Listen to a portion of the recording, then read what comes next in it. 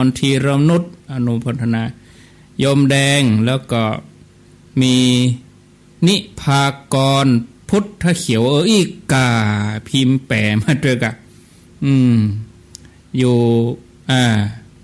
เปิดพอเห็นหน่อยอีหรอกเพิ่นว่าอยู่ออนใต้สันกำแพงอันนี้ก็ฟัง96ชัดเจนดีอยู่ประแดดเนอะแม่นวลสิริหินเขียวนุชจิลาโทปกเวียงหนองล่องชัดเจนดีฟัง96แม่คือโดยสเก็ตแสงอรุณเฉลียวแล้วก็วลีอินทกูลสมบูรณ์คำมามุงป้าหลวงก็มา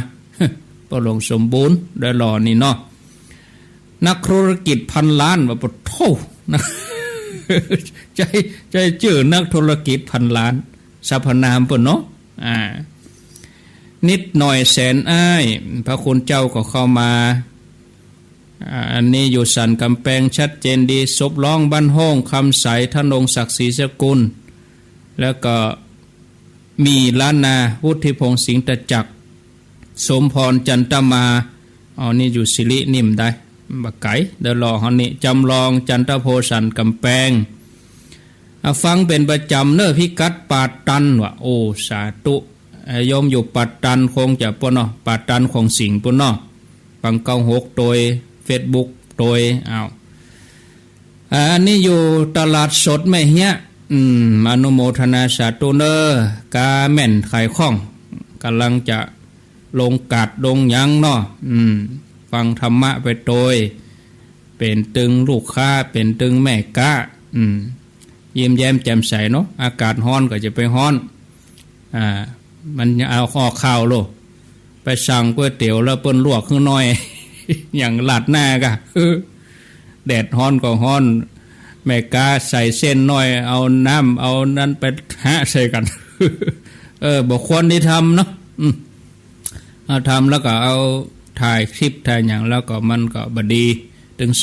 2แม่ห้วยเงินชัดเจนดีเนาะอนุโมทนาสาธุโยมบ่ต้องโทรกันเนาะห้ามโทรใจเย็นๆยังไม่ต้องโทรกำลังตักทาง Facebook อยู่เนาะจางคานจังใหม่ชัดเจนดีอยู่จังเผือกฟัง96ชัดเจนดีโยมธีรนุชอยู่จังเผือกตึงจังเผือกจังการเนาะใกล้กันจังเผือกจังการโยมมารีอยู่สันกำแพงสวีวันบุตรวงศ์สาธุบุรีรัมย์ชัดเจนดีศรีลาชัยวันสิปันจันทาท่าน40,000วสันต์กูทองเกียงคำรุ่งไพโรจน์เกศรปาลีเดี๋ยวไว้สาหลวงพ่อก่อน เด็ดพระคุณหลวงพ่อพระเทพโกศลนะครับกราบไว้สาหลวงพ่อก็หลวงพ่อพระเดชพระคุณหลวงพ่อได้กลับมาพักฟื้นที่วัดละอยู่ดีสบายกำลังจะมีงานที่วัดเนาะปวยหลวงวัดศรีโซดาแล้วก็สืบชะตาหลวงพ่อโดยพรพนาวิเศษคน10ปัญจันทาทิติรัตน์พรหมมิน94.5ตั้งไม่ขัดจานเวียงเป่าเนาะแล้วก็มีออนใต้สันกำแพงรินดาสมบัติเจ้าพ่อพญาลือ มีสปะเนาะห้วยละบันห้องนงนุชสายลือพาแล้วก็จันทา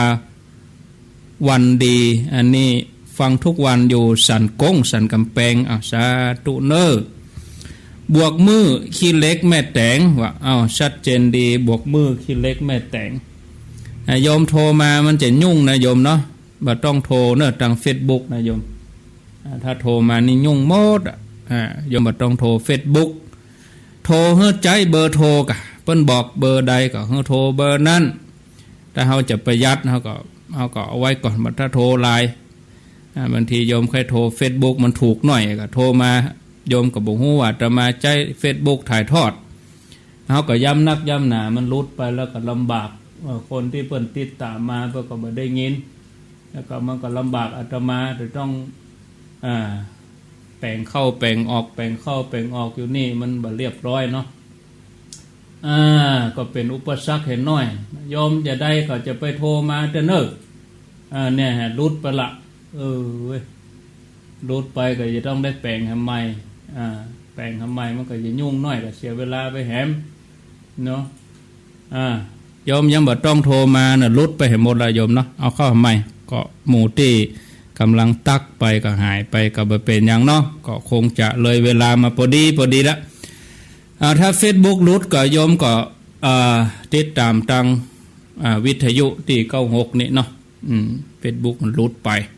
ก็กรุณาเนาะโยมเนาะกรุณาอย่าโทรฟังโทรเตื้อห้ามโทรเตื้อเฮาปิดโทรศัพท์โยมก็ไปโทรทาง Facebook ปิด Facebook ก็ไปโทรทาง LINE ถ้ามือระบบมันลวนเนาะเอาละ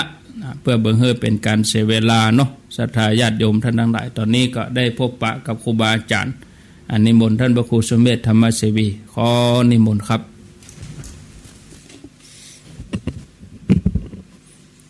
กราบคารวะครูบาอาจารย์ทุกรูปสวัสดีท่านอาจารย์ท่านพระครูอภิวัฒนวิกรมผู้ดำเนินรายการแล้วก็ท่านอาจารย์ท่านพระครูกัลยาณปราโมทย์ผู้ร่วมรายการด้วยกันเจริญปอนคณะศรัทธาท่านผู้ชมท่านผู้ฟังท่านผู้ชมทาง Facebook ท่านผู้ฟังทางวิทยุกระผมอาตมาภาพพระครูสุเมธธรรมเสวีเจ้าวาดวัดหม่อนฤาษีก็ได้มาร่วมรายการของท่านอาจารย์ท่านพระครูอภิวัฒนวิกรมทุกวันพุธเวลาบ่าย3 โมงถึง5 โมงได้หลายเตือว่ารายการนี้เป็นรายการสารธรรมยามแรงจาการแนะนำบาเจเตศในสถานเนอะถ้าเป็นจะเป็นนะแต่ว่าถ้าเตศเนี่ยก็ต้องขึ้นธรรมาสตั้งนะโมตั้งภาษิตอธิบายนะมันเป็นทางการไปถ้าจะแม่เขามันต้องมีในหลักแต่ถ้าสาระกันนี่มันจะแม่ไปใต้ไปเหนือได้อันนั้นก็อาจจะถือเป็นหลักแต่ว่ากับมาได้ในสถานเนอถือว่าเอาความคิดใส่ไปพ่องแม่ไปพ่องได้ถือตักหลักแต่ว่าเพิ่งพวกเขาตั้งหลายไปอ่านพระไตรปิฎกเนาะนั่นมันจะเป็นหลักแต่ว่ามันมีความคิดนั้นเป็นม่อนมันอันนี้เป็นส่วนบุคคลเฉพาะการนะครับกันเนาะบุญใดกุศลใดที่เกิดขึ้นก็ดีก็พวกเขาตั้งหลายน้อมเขาใส่ตัวได้สาระอย่างเอาไปเป็นข้อคิดข้อประพฤติปฏิบัตินำทางชีวิตพวกเขาตั้งหลายเอาเป็นตีเปิงช่วงแรกกับปะกันที่อีกกันเนาะขอนิมนต์ท่านอาจารย์ท่านพระครูกัลยาณปราโมทย์ผู้ร่วมรายการด้วยกันนิมนต์ท่านอาจารย์ครับครับขอน้อมถวายความเคารพพระสงฆ์ครูบาอาจารย์เจ้าที่ฟังรายการพระสงฆ์สามเณรและวิชาอาจารย์ทั้งสองครับผมเจริญพรพ่อแม่ศรัทธาญาติโยมผู้ติดตามรายการธรรมะยามเย็นยามบ่ายด้วยกันทุกท่านทุกคนธรรมภาพพระครูกัลยาณปราโมทย์วัดหม่อนห้วยแก้วอำเภอเดลอคิดท่านอาจารย์นั้นท่านพระครูวัฒนวิกรมว่ามาปะกับทุเจ้าตางบนดอยมันชื่อวัดชื่อบ้านมันก็คล้องจองกับดอยเนาะม่อนก็คือเนินอันเป็นเนินจะว่าดอยแต่ก็ประจ่ายม่อนฤาษีม่อนห้วยแก้วนี่อยู่ใกล้กันถ้าเป็นภาคกลางมันก็ว่าโคกเป็นเนินเป็นเนี่ยบ้านเฮาว่าม่อนก็แสดงว่าลักษณะภูมิประเทศมันอยู่ที่สูงที่ดอนมันบ่ได้ อยู่ที่ต่ำตะไดบรรยากาศของอำเภอไดหล่อตอนนี้ก็อำเภอไดหล่อนี่มันจะเป็นอำเภอที่อันเปิ้นว่านะถ้ามันเป็นทะเลทรายจังหวัดเชียงใหม่นี่ไดหล่อจะเป็นก่อนเปิ้น เพราะว่าอยู่ในเขตอับฝนมันอยู่อินทนนท์ทางเหนือเวลาลมมรสุมมานี่มันจะลูกทางใต้มาทีนี้มันจะโดนโดยอินทนนท์น่ะที่เปิ้นอู้ให้ฟังนะแล้วมันจะยกตัวเมฆฝนก็ลอยข้ามอำเภอไดหล่อไปตกทั้งหมดสันปะต้องหางดงในเวียงกว่าไดหล่อจะได้ฝนนะก็จะแห้งแล้งกว่าเปิ้นจ้ากว่าเปิ้นเพราะนั้นอำเภอไดหล่อบรรยากาศตอนนี้ก็จะจุ่มชื่นเย็นเต้าอำเภออื่นคงบ่มีแต่นั้นเป็นบรรยากาศของบ้านของเมืองเนาะแต่ว่าบรรยากาศของการฮื้อธรรมะนี่มันเป็นความชุ่มชื่นเบิกบานในใจทุกเจ้าไดหล่อมีฮื้อเสมอแล้วก็แผ่ผายไปคือกับพ่อแม่ศรัทธาหลายอำเภอหลายจังหวัดได้ฟังกันเหมือนที่ท่านอาจารย์ท่านพระครูสุเมธธรรมเสวีท่านว่ามันไม่ใช่รายการเทศธรรมเพราะนั้นการตอบปัญหาหรือการอธิบายความบางอย่าง เฮาพยายามจะให้มันเข้ากับยุคสมัยนะความเป็นปัจจุบันตัวว่าณปัจจุบันนี้สถานการณ์อย่างนี้มันคล้องจองกับธรรมะจะไหนแล้วก็เฮาจะมาใจจะไหนในการดำเนินชีวิตเป้าหมายที่แท้ในการสอนธรรมของพระสัมมาสัมพุทธเจ้าที่เฮาสืบทอดกันมาก็เจตนาแต่คือการต้องการแก้ทุกข์ทั้งสิ้นสถาสิ่งที่มันเป็นทุกข์ในใจนะเฮาจะปลดเปลื้องได้จะใดนะมีอยู่แล้วในน้ำธรรมคำสอนของพระสัมมาสัมพุทธเจ้าเพราะฉะนั้นเจตนาหลักคือสถาคือที่ว่าม่วนสถาบอกโอ้ฟังแล้วม่วนแสดงว่าความทุกข์เขาลดลงนั้นเรื่องต่างๆที่ครูบาอาจารย์พระสงฆ์เอามามาสนทนามาเทศมาสอนก็ดีคือน้อมนึกว่ามันเป็นเป้าหมายในการกระบวนการแก้ทุกข์นั่นเองเนาะจะนักจะน้อยแล้วแต่สติปัญญาแล้วแต่บุญบารมีของแต่ละท่านแต่ละคนจะเอาไปใจหรือว่าน้อมนำปฏิบัติได้นักน้อยมกใดเนาะก็ตักตายกันเบื้องต้นแต่อีกก็เดี๋ยวเข้าสู่บรรยากาศสนทนาธรรมท่านอาจารย์ท่านพระครูวิวัฒนาภิกรมมีคำถามอย่างไว้ในใจแล้วก็จะกันวันนี้ครับผมครับก็ศรัทธาญาติโยมได้พบปะกับครูบาอาจารย์ถึง2 รูปก็จะเป็นประจำผู้วันพุธเนาะที่จะได้มาสนทนากันแล้วก็มีคำถามจากครูบาอาจารย์พ่องคำถามจากศรัทธาญาติโยมพ่องที่โทรมาในรายการถามกันสดๆพ่องแล้วก็คำอกคำใจมาเมินนี่เนาะคำใจมาเมินครับบ่ฮู้จะไปลงที่ไหนก็เลยถามในรายการบางทีอย่างผมจัดมาเจ้าก็โยมก็ถามเหมือนกันถามก็แก้ไปเป็นเบื้องต้นแต่มันบัดแน่นบัดแน่นใครเอามาฮื้อถึง3ได้สนทนาเอามาลงมาลงตัดเวลานี้ตนอื่นเพิ่นจะว่าจะได้เนาะก็มีคำถามที่จากหลวงพ่อบุญปันแต่เฮาเอาไว้หั่นก่อนว่าสักกรรมหลวงพ่อบุญปันก็จะได้รับคำตอบแต่ตอนนี้บ่ตอบเตื้อตุลุงหลวงพ่อบุญปันฟังคนอื่นก่อนกรรมอันจะหนีกันไปรับเนาะฟังคำถามตัวเก่าแล้วก็ปนไปก็มีโยมถามเจ้าหนึ่งต้นบ่ได้เป็กบ่ได้อย่างเป็นหนานเป็นคนดิบนั่นแหละแล้วก็ผู้จานก็เขียมเหี้ยแล้วก็ทุกเจ้าก็ขอว่าให้ทำหน้าที่ต่อไปเพิ่นถามผมก็แนะนำว่าทางที่ดีเนี่ยคือมันแน่นใจโยมก็ไปเป็กเหี้ยสัก7 วันก็ได้3 วัน7 วันอย่าง3 วันมันก็บ่ใช่มื้นก็วันบวชก็ป่นเอาวันค่ำอยู่ให้วันก็สิกะอย่ามันบ่ได้นะท่านนี่อย่างมันบ่ได้ถามไปถามมาอันต้องดูแลภรรยาภรรยาก็คือกู้ข้างเปิ้นบ่สบายเปิ้นบ่สบายก็เลย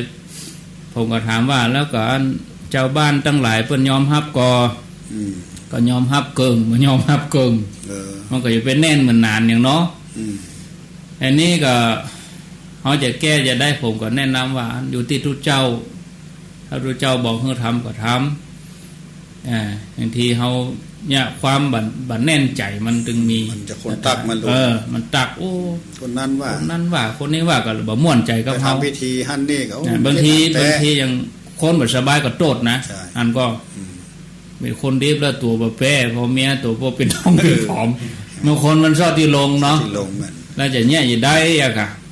คำใจเนี่ยเอาปัญหาตัวนี้มาทบกันก่อนท่านพระครูจะว่าจะได้จริงๆเฮาถ้าว่าเฮาเป็นคนที่สังคมต้องการแต่เนี่ยส่วนภาระหน้าที่เฮาต้องดูแลเมียเพิ่นเป็นติดเตียงเฮกะก็ไปไหนบ่ใครได้มันก็บ่ใช่ขั้นที่ว่านั้นเนาะก็ถามว่าแล้วต้องดูแลตลอดก็ตอนแรกก็ว่าตลอด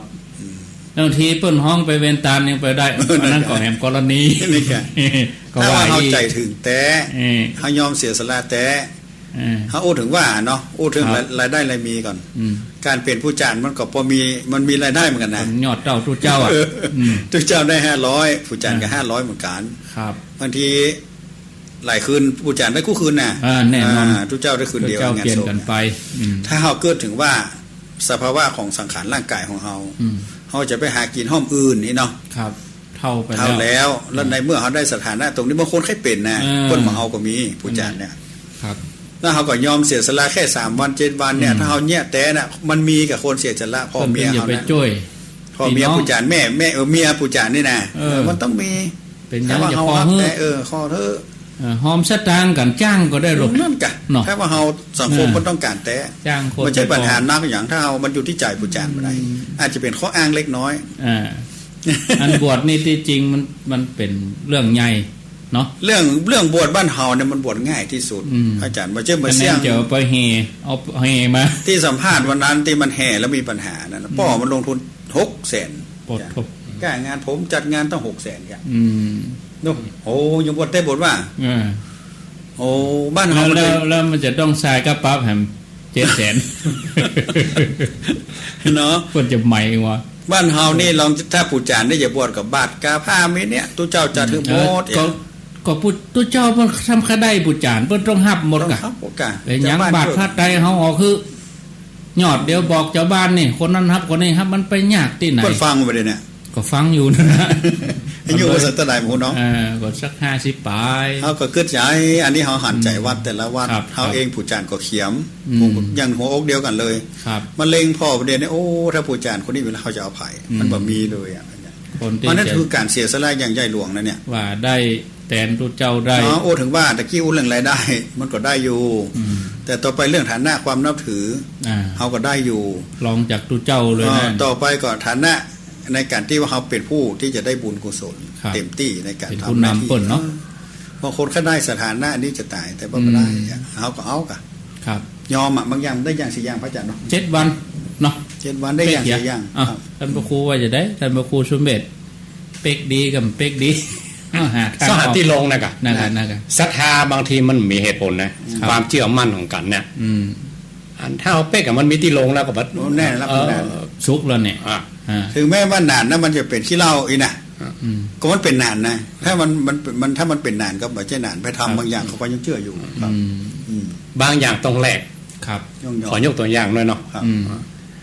พระเวสสันดรจัดตามกันหาชาลีนะผู้พามาเคี่ยนต่อหน้าต่อตาเลยนะ ยอม ครับ เนาะ ยอม อืม อันใน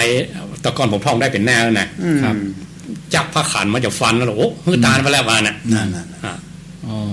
เคี่ยนต่อหน้าต่อตาเนาะ ก็ลูก เขียน เขา ลูก เนาะ แหละ อ่ะ อืม ก็ต้องยอมเพื่ออย่างเพื่อหวังโพธิญาณนะหวังแถมย่างแต่ว่า อันเนี้ยสละว่าก็ต้องยอมเจ็บอะลูกดอกเก่าแต่ ได้อย่างเสียอย่าง ถ้าปู่พามันกลัวลูกมันจะลืม ครับ เอาหามต่อหน้าเลยเคี่ยนต่อหน้าต่อตาปอเนี่ยนะ อืม วัน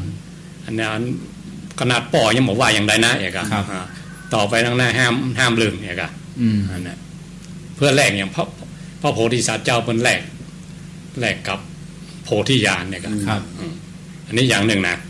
อืม ย่อยอย่างหนึ่งเพราะอันต่อที่มหาสัตว์เจ้าเนาะตอนชาติสุดท้ายนี่เปิดมาเรียกว่าโพธิสัตว์นะเขาเรียกว่ามหาสัตว์เจ้าชายสิทธัตถะจะออกบวชเนี่ยอันต้องละลูกน้อยนะครับ จดถึงกระบนว่า ลาหูลังชาตังพันธนังชาตังแปลว่าลูกเกิดพันธะเกิดแล้ว บ่วงเกิดขึ้น บ แล้ว วงเกิดขึ้นแล้วอย่า แล้วหุ่นไปว่าบ่วงเนาะ ลาหูแปลว่าบวง ครับ พันธนังแปลว่าพันธะคือ ครับ เจือกมัดไว้แล้วอย่างอะ ครับ แล้วก็ได้หนีต่อหน้าน่ะก็ต้องแลกอ่ะ ยอมอ่ะ ยอมอะอันนี้เหมือนกัน ถ้าตัวก็จะเป็นผู้จางก็แลกแก่กรรม เนาะ เออ 7 วันอ่ะ เมียกับลูกเนาะ อ่า เออ ครับ เมียเขาถามว่าอายุสังขารก็ไม่ใช่ว่าหนุ่มแล้ว ครับ มันก็ปรุงได้กันพ่องครับใช่ป่ะหนุ่มน้อยไม่ใช่ว่าแต่งงานได้เดือน2 เดือนใจรอ เพิ่นบ่สบาย เราสบายก็ ดูแล มันถึงมีคน เป็นคนไข้ ดูแลได้ครับ อ่า แม้แต่ตู้เจ้าหออยากได้ธรรมะเวยๆผู้ใดเจ้าแนะนำเพิ่นเดินทุดงค์ อ่า จะได้ ต้องแลก ปาตุ เนาะ อ่า ต้อง แล้ว ไป เทวดาก็ตอนหลังว่าขอพระองค์ตั้งกฎแต่เขาเดินทุดงค์ได้ก่อนพระองค์ว่าบ่ได้ ใจเตี้ย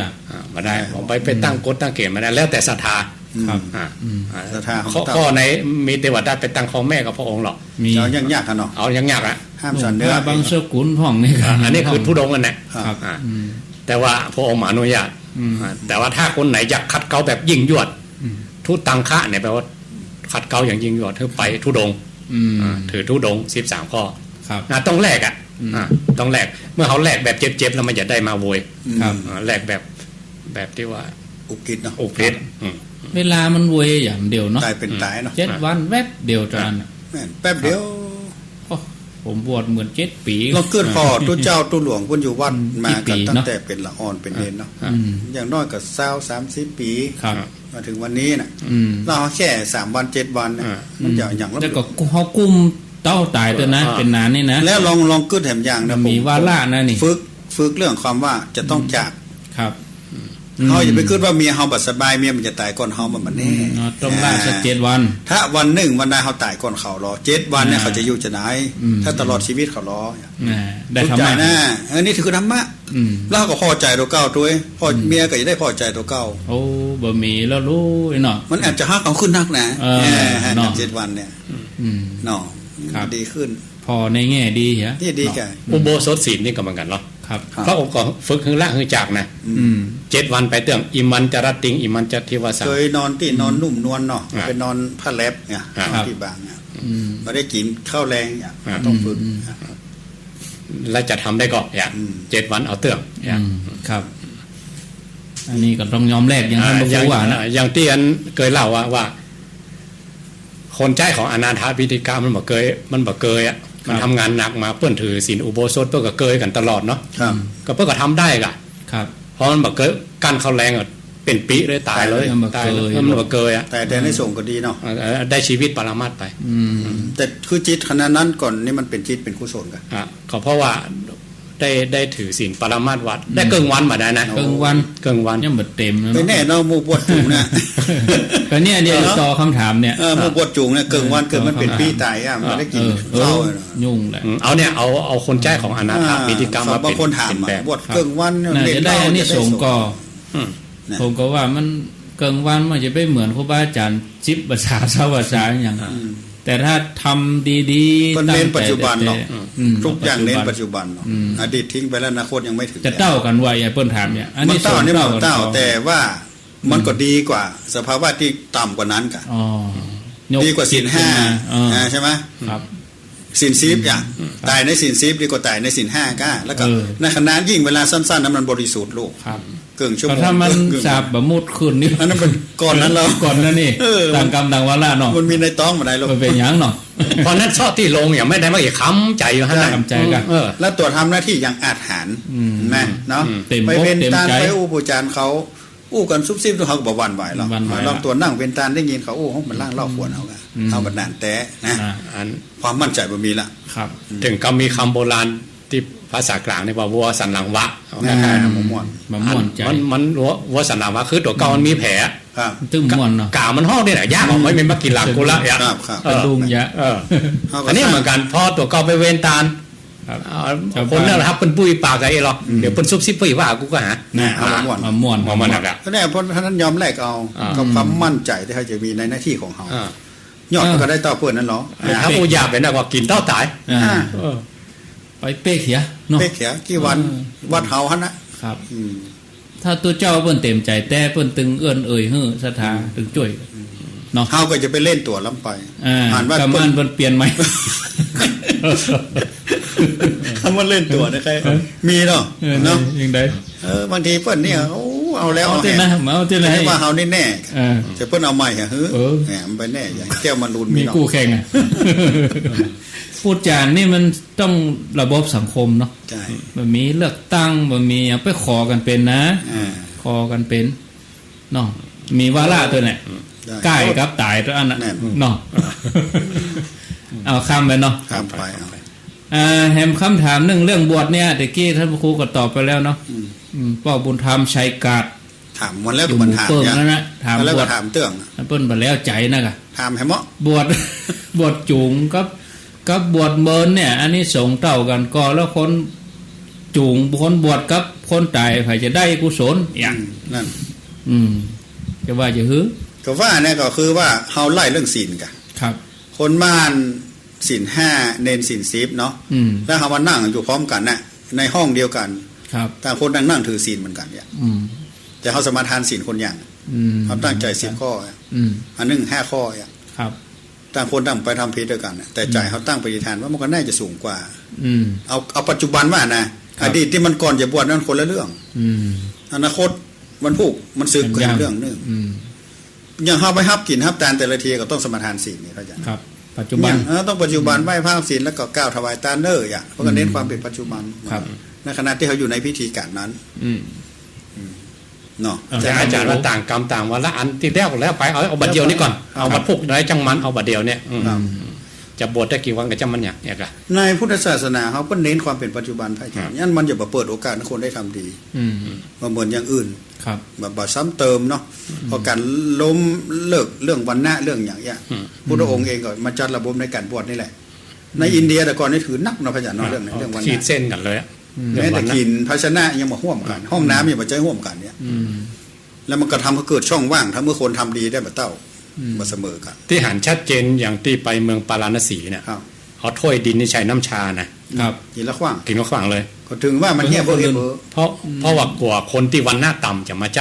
ของเก่า สาเหตุที่มาแปลงห้องน้ำก็คือวันหน้าอื่นอย่ามาใจห่วมกัน นั่น ก็เลยมาแปลงกันเลย แล้วก็เวลาตัวเก่าไปใจของคนอื่นเนี่ยเฮ้ยวันหน้าต่ำมันมาใจอ่ะ สงสัยนะครับ เหยียดหยาม ในใจนะ ในใจขนาดนั้นเลยนะครับ เนี่ยพระพุทธเจ้าเลยพยายาม ทำลายตัวนี้ ลงโดยการในการเข้ามาบวชนี่แหละ ครับเมื่อเต่ากันมดมันจะมีตัวอย่างข้องว่าอย่างว่าในอดีตแค่ว่าหน้ามือหลังมือเนี่ยก่อนหน้านี้พอเข้ามาบวชปุ๊บก็ได้ความดีขึ้นมาเลย พระอุบาลีเนี่ยกับเจ้าชายทั้ง5บวชกันเป็นช่างโกนผมนี่นะครับพอบวชแล้วเจ้าชายทั้ง5ก็บอกว่าพ่อเขาเป็นเจ้าเป็นนายเนาะเขาเคยใจมันนับคนเนี่ยนะครับเอาสาธุ ยุ่งหัวเขาไหม ใจมันนับเองอะ แต่มันก็ยุ่งหัวตลอดนะ ช่างการระบบนะเป็นคนใจโดยเป็นช่างการระบบโดย ครับเพราะนั่นคือมันบวชก่อนเนี่ยไอ้กะต่างกันแบบกี่นาทีหรือวินาทีก็ได้กันเนาะต่างว่าเท่าใดพอพระศิวลีบวชหมู่เจ้าชายตั้ง5นี่ต้องกราบพระอุบาลีพระอุบาลีเป็นคนบวชก่อนเป็นคนบวชก่อนต่างกันแบบกี่ชั่วโมงก่อนเป็นพี่ไม่ได้เราเป็นน้องนะครับไปบวชพร้อมเดียวกันนั่นน่ะครับต่างเวลาอะไรต่างโลกนี่เพิ่นเป็นเจ้าเป็นนายเป็นเชื้อพระวงศ์เลยเนาะ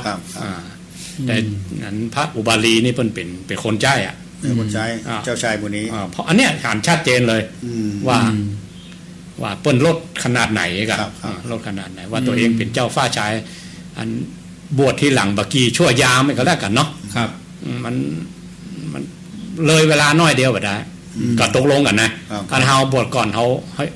ก็จะไปได้กราบแล้วเพราะว่าความมานะทิฏฐิก็อย่างน่าขึ้นแถมเองอะได้ใจเปิดแถมละเห็นไหมเปิ้นถือกันขนาดเนี้ยครับคนเหล่านี้นะที่อย่างเขาบอกคือเปิ้นเข้ามาใกล้ซ้ำจะห่างจะเฉียดใกล้ขบวนห่างอ่ะทุกวันนี้การวางเหมือนกับว่าระบบวิธีการมันบางคนที่บักกล้าแตะนะวิธีการบวชการเป็นพระเนี่ยรู้สึกว่ามันเขาเป็นคน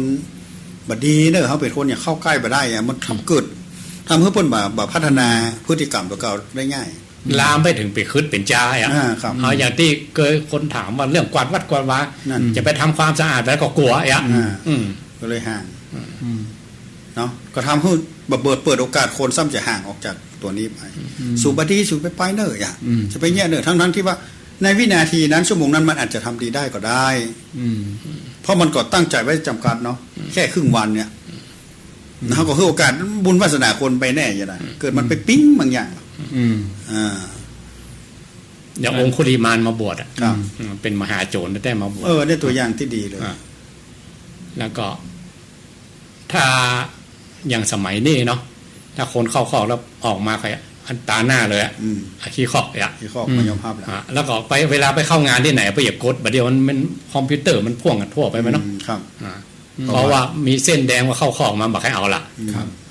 แล้วหมูได้ย่างได้ก็เอาเข้าไปพานไปมันเก่าอ่ะพี่เข้าไปมันไม่อ่ะสังคมมันบอกเปิดให้เขามันบอกเปิดเขาว่าเขาเป็นคนขี้คอกอ่ะแล้วก็ผู้เดือเจ้านี่เขาทลายเลยทลายหมูเนี่ยถ้ามาบวชมอนสีเอาอ่ะลายฟุ้ยป้าเป็นหมูอ่ะอันนี้คดียาเสพติดครับผมอันนี้ฆ่าคนตายแล้วครับมาบำบัดป้าหมูมา4-5 ตัวออกของมาใหม่นะมาเม็ดนะหนึ่งพ่อมอนฤาษียาวเด็กมาแท้ๆเลยก็ว่านะครับเนาะก็ว่านะเนาะแต่ก็ยากเหมือนกันนะครับอันเนี้ยเป็นเรื่องบริบทของสังคมมันก็บางทีมันบีบบางทีเขาว่าพระผู้ร้ายพระผู้รักผู้ใหญ่อย่ามาสร้างกฎสร้างเกณฑ์นักมาล่ำมาเลยบางทีเขียนกฎให้ลูกน้องทำแล้วก็ จะละลาบละล่วงพระผู้รับผู้ใหญ่ก็หาย คุ้มกำเนิดแหละ บางทีก็ลูกน้องตัวเก่าก็หายไปติ๊กๆอ่ะเพราะแปลงโกดนักลงไปอ่ะ แน่น จึงวันนั้นมันเป็นอีพระอาจารย์แค่ว่าวัดต้องส่งข้อมูลอย่างนั้นอย่างนี้นะพอมาเกิดจากโอ้รัฐตัวปู่ตัวป่อตัวนี้เพิ่นแย่ใดนะเพิ่นบ่อึดอัดก็ได้เพิ่นมาสะเห็นว่าโอ้อันตุ้ลุงมาเอาแล้วเด้ออย่าง ตรงนี้หัวมนต์แกวนเนาะ โอ้ตุ้ลุงแบบเป็นไผทำตุ้ลุงไหนอ่ะ ผ่านไปผ่านมาก็บ่บวชแล้ว มาบวชแล้ว มันยุ่งยากบ่ล่ำเหลือ โอ้สูมาบวชลงยุ่งเฮ้ยบ่ฮู้แต่บ่ไหวสุภาพบวชจบเลย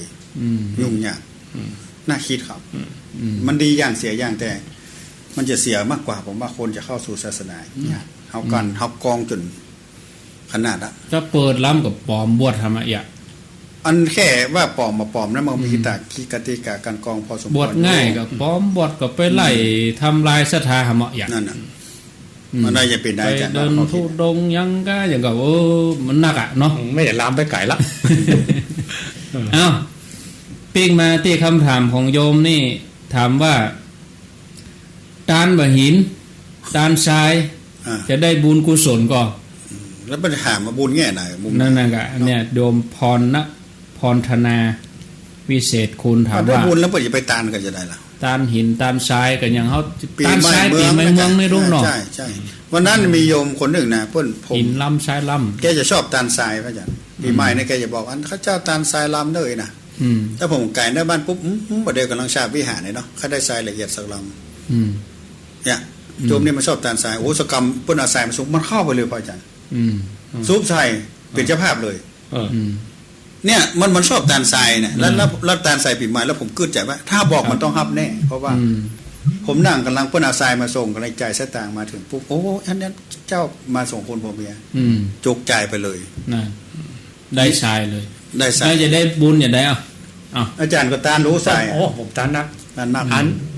เปิ้นอุปมาแบบได้เขาอาจจะว่าเขาว่าเอาเองอ่ะมันจะมีในตำรามีพูดละเขาว่าเอาเองว่านักอย่างเม็ดหินเม็ดทรายเอกอะนะในเวลาหินทรายอ่ะเวลาโจมลงน้ำเนี่ยมันจะโจมอย่างเดียวหมายความว่าความปรารถนาของเขานะอย่างขวางมาได้เอกอะ ยิ่งหินสำนักกว่าทรายเหมือนกัน โจมลงไปมันต้องถึงก้นแม่น้ำมันอ่ะมันดึงมีอย่างขวางได้อย่างอื่นโจมลงน้ำมันลอยผ่องปิวไปหันไปนี่ผ่องอย่างแต่ถ้านักหินนักทรายเนี่ยมันเขาจี้ไปนะอีกผิวไปทั้งนั้นแล้วหินทรายอย่านักเอามันถ้านับกันเป็นเม็ดเองนะถึงมีกรรมอุปมาครับพระราหุลเวลาเปิ้นจะไปเฮียนน่ะอุปมาเปิ้นอุปมาว่าเปิ้นไปกำสายหินไม่น่ามันวันนี้อย่าไปท่องทำหรือไปถามพระมหาเถระทั้งหลายจากจำข้อทำเต่าเม็ดหินเม็ดทรายนี่อันนี้เปิ้นเทียบทั้งปัญญาอีกก็ได้นะเพราะนั้นคนพอได้ยินคำนี้คำว่าพระราหุลเป็นเอตทัคคะทั้งผู้ใฝ่เรียนเนาะแล้วพระองค์ก็ยกย่องเลยนะบัดได้เป็นตุลหันตานะเพิ่นได้เป็นตุลหันตาเมื่ออายุ21ปุ๊บแต่ตอนที่เป็นเนนเนี่ยเพิ่นใฝ่เรียนพระมหาเถระที่นั่นก็ถามติ๊กๆได้ข้อธรรมแต่ได้ก็เพราะตั้งความปรารถนาทุกเจ้าว่าขอได้ห้ามได้เรียนขอได้จำเต่าเม็ดทรายในกำมือเนี่ยเพื่ออย่าเอาแบบนี้มากันก็ที่อันแบบอันนั้นเทวทัตจองเวรพุทธเจ้าก็ทรายเหมือนกันอันนั้นก็สุดโต่งเหมือนกันสุดโต่งเลยอย่างสุดโต่งกูกิจาดก็ขอเต่าเม็ดทรายเนี่ยในกำมือนะเพราะนั้นเพิ่นเทียบคำว่าหนักกับนักก็เลยได้บุญนักได้บุญนักบุญนักสักใหญ่ก็การแต่เราเอาเทียบเรื่องของวัตถุที่เขามาสร้างอายุปูนนี่มีอายุกี่ปีไปจัง80เขาว่ายังเคลื่อนต่างๆเป็นร้อยปีก็ยังเหมือนล่มด้วยนะปูนซีเมนต์นะครับปูนซีเมนต์เพราะนั้นองค์ประกอบหินปูนทรายเหล็กเนาะผสมกันแล้วมาเป็นวัดให้กอบรูปก็ได้มาเป็นเจดีย์ก็ได้แต่ถ้าถึงเวลาล่มสลายหรอกอย่างมันจะกองเลยท่านเมืองละเพิ่นใช่เลยนะทรายก็หินเนี่ยเนาะครับ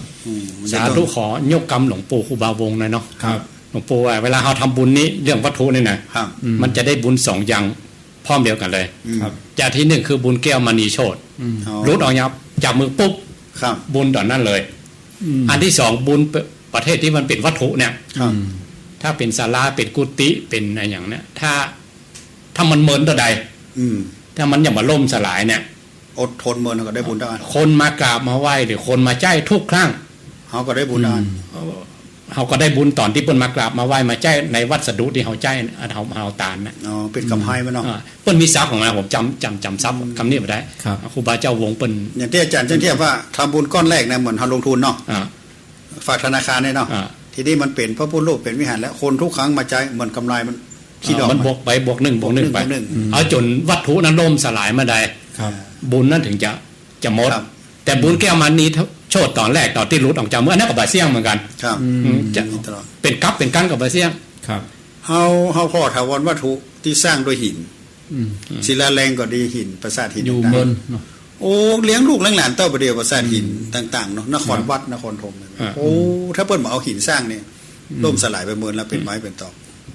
ความคงทนความถาวรเนาะเลี้ยงลูกเลี้ยงหลานเป็นเต้าประเดี๋ยวถ้ายิ่งเขาได้ตาเนี่ยอย่างที่มันเป็นเนี่ยของเมินหินผมนี่แปลงพุทธรูปหินนะอยู่ได้เมินเนาะอยู่ได้เมินขึ้นถึงตัวเนี้ยอยู่ได้เมินเห็นนี่มันสมาร์ทเห็นนี่ก็ไว้ดำไปเทียบความนักก็ได้ความจุ่มความเย็นเพื่อเรียกว่าพระศิลาอ่ะคนตะกอนนี่เพิ่นเอาหินแช่ในหม้อน้ำว่ามันเย็นกินน้ำวางหินเนี่ยครับนักแน่นศิลาเอาอาจารย์ว่าอย่างต่อมันจะ4 โมงแล้วอิ่มได้ก็ยังบ่เว้ยโอ้ยนะข้าว6 นาทีอ่ะอย่าง4 โมงเดี๋ยวหลวงพ่อบุญปันก็จะไปพูดเรื่องอื่นกันหลวงพ่อบุญปันอายุเท่าไหร่ครับอายุ98 ปีแล้วเปิ้นก็กดก็โทรอีกคนเดียวเนี่ยกดเปิ้นก็โทรซับมารายการมาเจ้านั่นก็เก่งเนาะแล้วก็ก่อนเข้ารายการเปิ้นจังโทรมามายังอีกเดี๋ยววันนิมนต์มาปาไม่เอากันก็ต้องนิมนต์พ้องกันไม่เอาหาตู้ลุงพ้องเน้อว่าอีกถ้าเฮาได้ไปนะเนาะที่ไหนก็แม่โป่งดอยสะเก็ดท่านพระโคสมเด็จว่าบ้านทางบ้านพระโคสมเด็จขึ้นไปทางงานดอยแล้วแม่โป่งก่อนจะถึงอำเภอตัวอำเภอครับวัดอยู่เลาะหิมคันคลองต้องถามตู้ลุงคือไปเอาหาก็โอ้ยินดีนะตู้ลุงถามว่าครับอริยสัจ4มันไปจะได้ในความหมายแล้วก็อธิบายให้ญาติโยมได้เข้าใจง่ายๆต้องพระโคสมเด็จอริยที่จริงอันตัวลงพวกกับฮู้ละโอ้ใครคือศรัทธาเข้าใจเข้าใจโดยถามอริยสัจ4เนี่ยมันเป็นอย่างไรครับเอาความหมายของทรัพย์ก่อนแม่นอริยสัจจะครับอริยสัจแบบบาลีเถื่อนบ่การเดี๋ยวเข้าใจหมู่เฮาเนี่ยตามแบบฉบับง่ายๆนี่อริยะก่อนเนาะอริยะแปลว่าผู้ประเสริฐเนาะอริยะเทศไปแล้วครับสัจจะเนี่ยแปลว่าความจริงนะครับความจริงที่ประเสริฐ4 อย่าง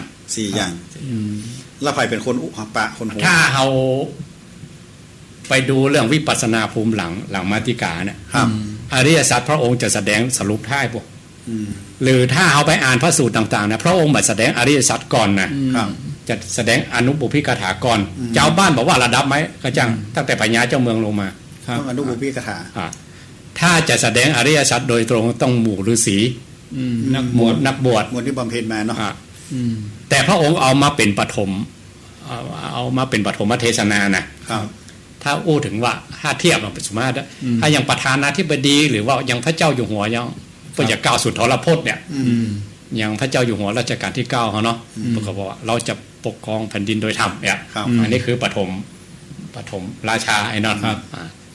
ราชาพิเศษพระพุทธเจ้าก็เหมือนกัน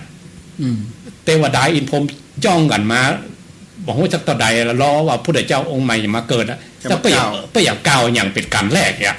แล้วเพิ่นท้องอย่างกำแรกสุนทรพจน์สุนทรพจน์รอฟังแล้วแต่ละองค์เพิ่นจะก้าวเหมือนกันก็บอกฮู้เนาะแต่ว่าองค์เนี่ยเพิ่นเอาอริยสัจเนี่ยพระธรรมจักรก็คืออริยสัจนั่นนะแต่กล่าวโดยละเอียดโดยย่อโดยละเอียดว่ามันมีอยู่12บทแต่ถ้าเอาหันพระธรรมจักรมันจะมี4กงอยู่ถ้าบอกแปลก็12นะแม่นๆลองไปดูนะครับบางทีก็ไม่ได้นับนะมีกี่ซี่ถ้า8ซี่เรียกว่ามรรค8ก็คืออริยสัจนั่นน่ะแต่52ซี่นี่คืออริยสัจแจกออกเป็น3แล้วคูณ4ใช่ป่ะ12นั่นคือรายละเอียดแต่ว่าเจ้าบ้านนี้พระองค์บัดแสดงก่อนทุกครั้งเลยบ่มีเพราะว่าบัดได้คัดเกลาเป็นชีวิตเจ้าบ้านภูมิธรรมมาถึงเตื้อมาถึงต้องฟอกก่อนถ้าพื้นฤาษีชี้ไฟได้ถึงแล้วผมยังนึกถึงตอนละอ่อนนะตะแปะเปิ้นแต่งกระโลงโป้งมาเคยหันก่อนย้อมผ้านะย้อมผ้าเปิ้นหาปิ๊บมาหรอก คนจุ่มจุ่มแล้วก็มันมีกล่องน้อยๆ2หน้า ปอง เพื่อก แป้ ล่อง งเนี่ยปองแป้งเพื่อห้องปองแป้งนะ ต้องปุ้นห้องกระโลงโป่งปงปังมาแล้วแล้วคนแต่ก่อนเนี่ยถ้าเสื้อผ้าหมองลงไปปุ้นหมายเจ้าขว้างหมายเจ้าอย่างนั้นย่อมน้ำขามน้ำถ้าฉีกไปหรือมันปุ๊บไปอย่างก็ชุนเรียกว่าชุนหรือปากเอาเดี๋ยวนี้มันจ้างละบัดเดียวผ้ามันย่อมมาตันหมอก็เปลี่ยนแล้วมาเอาแล้วตู้ใส่ไปกล่องบริจาคอันนั้นพอผ้าหมองลงไปเนี่ยมันตาแป้อย่างย่อมขามลงมาแล้วหรอเนี่ยมันจะคนเดียวลงเฮาฮะมันก็เหมือนกันทีบรถเนี่ยพออาจารย์เล่าบรรยากาศอันนั้นบัดทีบหาบมาเลยหาบปี๊บสี่เหลี่ยมหาบปี๊บควรจุ้งแล้วก็เป็นดังหาเป็นเต่านะพอจะย่อมเนี่ยเขาก็เป็นน้ำพอเหมือนกันนะมันเนี่ยได้เนาะเพื่อเอาผ้าไปซักก่อนไอ้ที่มาย่อมเนี่ยลุงมากันโลยกันอย่างผมจำมันซอยมันเป็นถึงมาบ้านเปิ้นก็มองบ้านลุงมาหรอถ้ารุ่นเดียวอาจารย์นี่นึกออกมันเปิ้นห้าแบบเดียวกันอายุ100 ปีมันละมันตายไปหมดแล้วตอนคนเป็นละอ่อนไม่ใช่โยลงที่อาจารย์อยู่ถ้าเปิ้นฟังโอ้พวกอาจารย์ว่าแม่นะแม่นะลุงเนี่ยมากันโลยมาลุงมาอย่างว่ามันจะมีซอยมอหลอกคนโบราณนะครับพอเปิ้นจะย่อมเนี่ยเปิ้นเอาไปซักพอซักแล้วถึงมาย่อมตัวซักตัวนั้นก็คืออนุปุพิกาถาซักครั้งแรกซักจากก่อนซักตัวแรกนี่หมายถึงว่าเพื่อคัดเกลาจิตใจให้ผ่องใสสามารถจะเป็นภาชนะอันสะอาดรองรับอริยสัจเองเหมาะสมอันนี้ฉันเขาหันว่ากล้อมๆสั้นๆเนี่ยเพราะว่าถ้าเฮียนชั่วชีวิตก็ประจบเลิกนะถ้าขยายความเนี่ยอันย่ออันแคบนี่ก็อริยสัจสี่เท้าอู้กันเท้าอ้วนจะอู้อย่างกันอย่างก็ได้เพราะว่ามันเขาอยู่ในกำแพงแห่งคุกแห่งโลกวัฏสงสารอริยสัจเหมือนกับตรวจเจาะกำแพงเนี่ยจะออกไปทำลายหนึ่งเป็นเครื่องมือเป็นอุปกรณ์เป็นเครื่องมือเป็นอุปกรณ์ที่เจาะกำแพงแห่งโลกวัฏสงสารออกไปครับนั้นเขาจะอู้กันอย่างเดียวเขาจะอู้กัน108,900ก็อยู่ในคอกนะอยู่ในกำแพงนะมันออกไปบ่ได้เพราะว่าภูมิธรรมให้ยังบอกขยับขึ้นไปถ้าคำว่าอริยสัจนี่เจาะกำแพงแล้วหรอกเจาะกำแพงออกไปอีกฝั่งหนึ่งฝั่งนั้นเรียกว่าโลกุตละโลกุตละนี้คนปุถุชนสามารถจะไปถึงได้ก่อนอันนี้เขาต้องยกตัวอย่างอย่างสุเมธาดาบทตอนที่ได้รับพยากรณ์ครั้งแรกเรียกว่าสมโภทาน8ครบสมโภทานแบบคุณสมบัติของโพธิสัตว์เจ้าจะทับพยากรณ์เนี่ยเรียกว่าอนิยตะจะขาดก่อนกลายเป็นนิยตะโพธิสัตว์เนี่ยคุณสมบัติสมโภทาน8ที่อนิยตะโพธิสัตว์มีก็คือว่ามีอรหันตคุณลุกโผล่ขึ้นมาในใจอรหันตคุณนั่นคืออย่างคือโลกุตระจิตแบบตัดทางฆ่าประหารมาเนี่ยเปิ้นไปรู้แจ้งเห็นจริงแล้วแต่มรรคญาณบ่เกิดเปิ้นบ่เอาแล้วก็ถ้าเทียบเอาไปดูอริยสัจ4น่ะทุกสมุทัยนิโรธมรรคทำไมรู้แจ้งเห็นจริงก่อนแล้วไปถึงมรรคเดินไม่รู้ธรรมะของพระองค์ห้ามขั้นห้ามข้ามขั้นนะที่จริงมรรคในมาก่อนเนาะนะเฮาเตียวไม่ในจะไปแจ้งก่อนบ่ใจพระองค์ว่าแจ้งก่อนแล้วถึงเตียวแจ้งตัวนั้นคืออย่างคือตัวตัดทางค่ายเนี่ยถ้าเป็นสมุทัยนี่ปุถุชนมีสิทธิไปถึงโลกุตระจิตนะเพราะนั้นเราต้องแจ้งก่อนแจ้งโดยการประพฤติปฏิบัติเนี่ยเพื่อว่าในภาษานักปฏิบัตินะเพราะว่ามันจะข้ามมิติขึ้นไปคือไปหันเนี่ยก่อนว่ามันมีจริงๆครั้งนั้นก็บุกแหละเดี๋ยวละพอหันแล้วมันมีจริงมันมีจริงๆแบบอ่อนแอแบบท้อแท้แบบท้อแท้วิริยะกันติอย่างสปะกำลังของบารมีจะระดมเตียวอะแต่ถ้าเอาไปแบบบอกฮู้ก่อนท้อแท้ลังเลอยู่ฮะนะอยู่ฮะนะเพราะนั้นอริยสัจเนี่ยเพราะเวลาเราปฏิบัติสมถะกรรมฐานวิปัสสนากรรมฐานเดี๋ยวคนไหนจะมุ่งกันได้ก็จ้างนั่นน่ะธรรมะของพระองค์เป็นธรรมะวิเศษที่มันข้ามมิติได้อ่ะเป็นว่าตัดทางข้าประหาร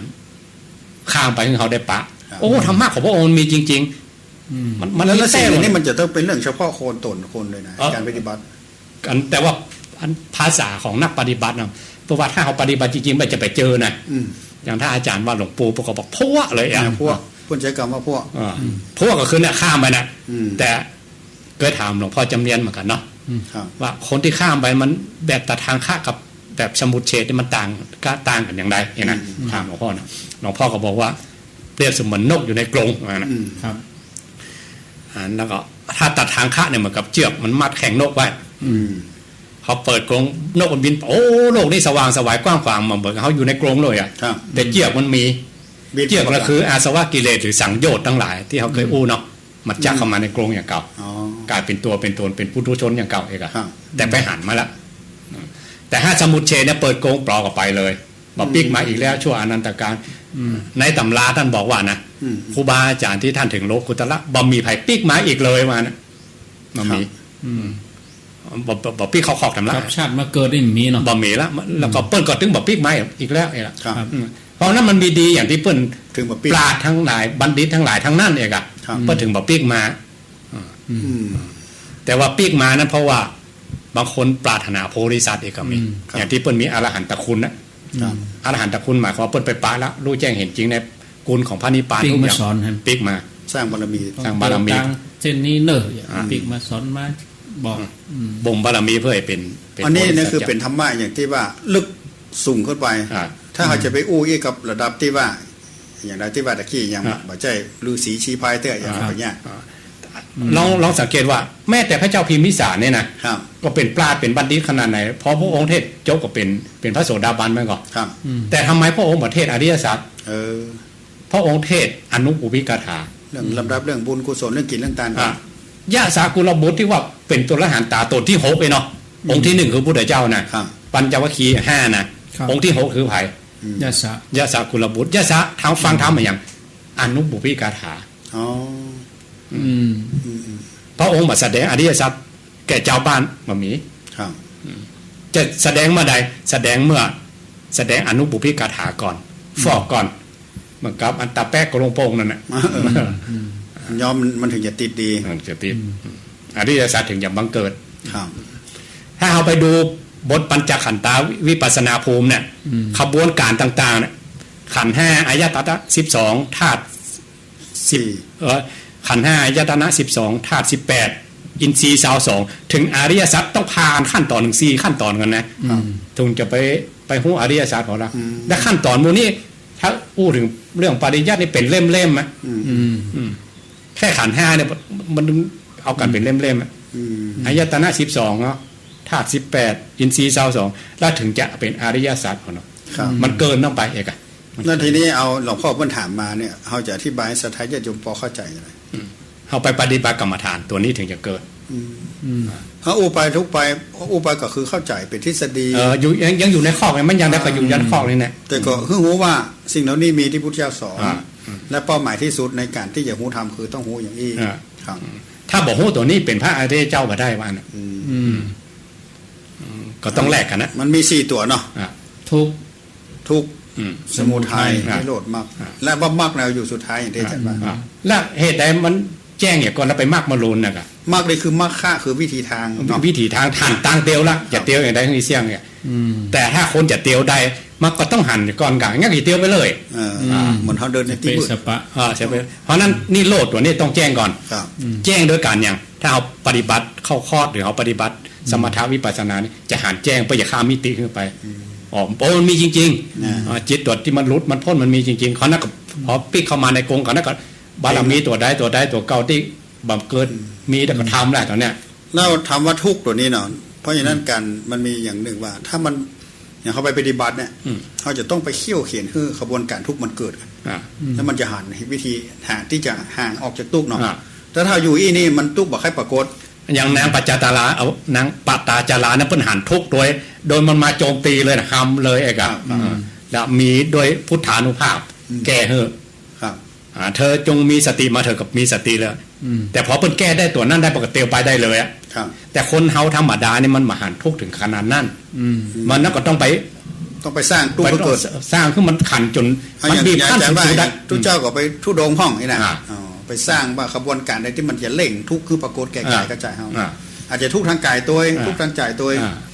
แล้วต่อไปเฮาได้เอาขบวนการที่พระเจ้าเห็นหูเข้ามาแก้เหมือนยาเนาะต้องคือป่วยก็ระวังยาอีกอันนี้เป็นคำภาษาลิบุตรว่าภาษาลิบุตรเปิ้นถามพระองค์ว่าทุกเจ้าบางทีมันบริเกเรอย่างเงี้ยเนาะโอ้ต่างภาษาบ้านเฮานะก็พระองค์ยังบอกวางวินัยไว้ก่อนกันหมดพระองค์ก็ฮู้แจ้งเห็นจริงหมดเองอ่ะปรึกษาพระองค์เพราะว่าทำมาได้เหมือนคนป่วยถ้ ถ้าบอกป่วยนี่ไปวางยาก่อนมาได้อย่างพระองค์ถ้าวางวินัยก่อนบางทีคนบอกเข้าใจว่ามันจะมีแท้ว่าอย่างเงี้ย ต้องหันเหตุก่อนต้องหันเหตุต้องมีเรื่องมีอย่างที่มันคนบดีขนาดนั้นจะมีกายเนาะแล้วถึงกับกำพร้ำฮือศาสนาเศร้าหมองเนาะมันเรื่องมันดังถึงขนาดเนี้ยพระองค์ยังมาวางไว้ก่อนยังมาล้อมคอกไว้ก่อนเนี่ยแล้วอย่างถ้าเปิ้ลเอามาเปรียบอย่างหลักวิทยาศาสตร์เนี่ยทุกสมุทัยนี้โหลดมากไปเฮียนนี่ตามตำราเขาไปเฮียนเนาะทุกตั้งสมมุติฐานก่อนนี่เนาะสมุทัยก็เริ่มพิสูจน์ทดลองเนี่ยสรุปผลรายงานผลเนี่ยมันจะเหมือนกันวะคนละเรื่องเลยกันอันนั้นเขาแบบงมไปแต่สัจจะของพระเจ้ามันมีอยู่หันแล้วที่พระองค์ไปปะสัจจะตัวนี้เสือสี่อย่างเนี่ยมันเป็นความจริงครับแล้วเขาอย่างไรเขาจะไปหันความจริง